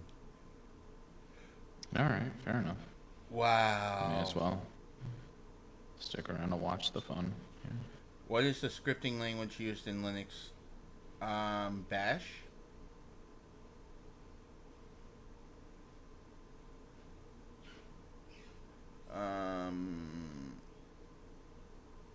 What are objects and constructors in Java?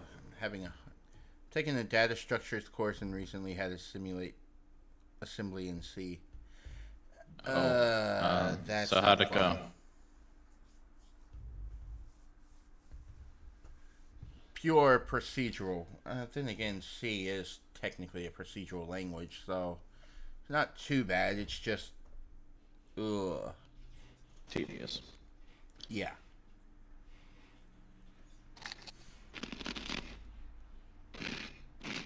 Having a hard time understanding what objects and constructors are in Java. So objects are your base types in Java, and an object is essentially your classes. So when you create a class, it has all the features that you want in that specific class. So your properties, your functions, everything like that, all stored in that one singular object. Your constructor is a means of being able to instantiate a class within another class and automatically having certain variables defined from the start. I think that's an easy way to explain it. Moonjump says it was kind of bad, but not too bad. Yeah, I can understand it being bad and not too bad.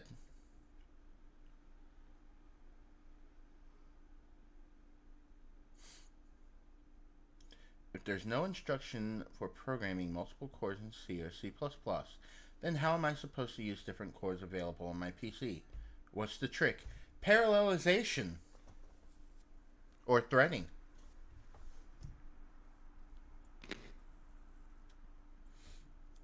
Because if you think back, Windows XP 64-bit, it was the start of threading, but it was based off parallelization, which is what's mainly used with graphics cards. Fun fact. But yeah, I love it. Oh, I hate questions like these, though. Considering a set of 26 random natural numbers, A, B, all the way to Z, how can we group these elements into sets in a way that the sum of all elements of any set results in the closest possible to the others? I don't know.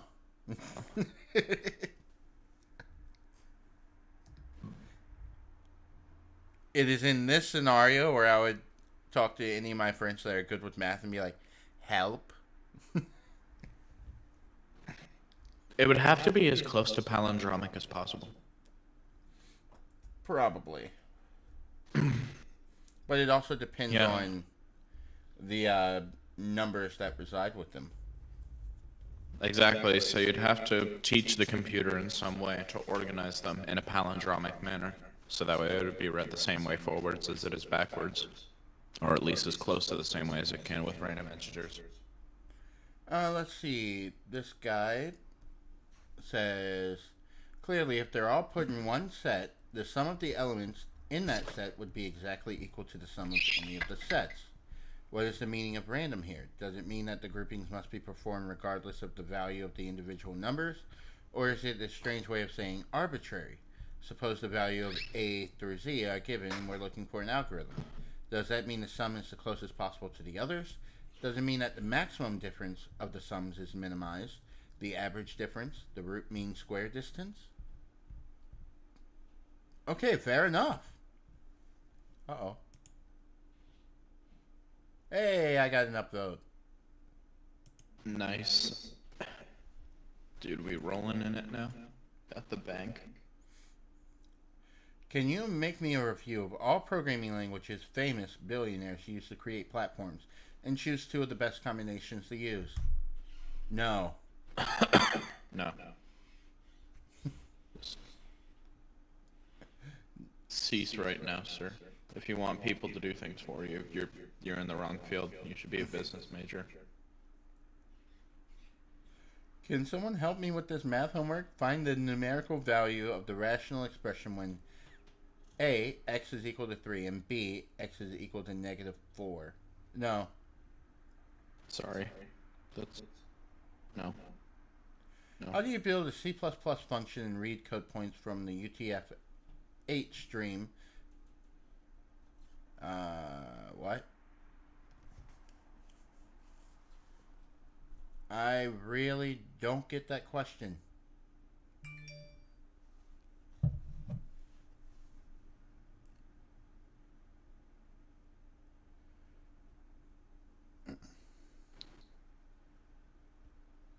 Sure.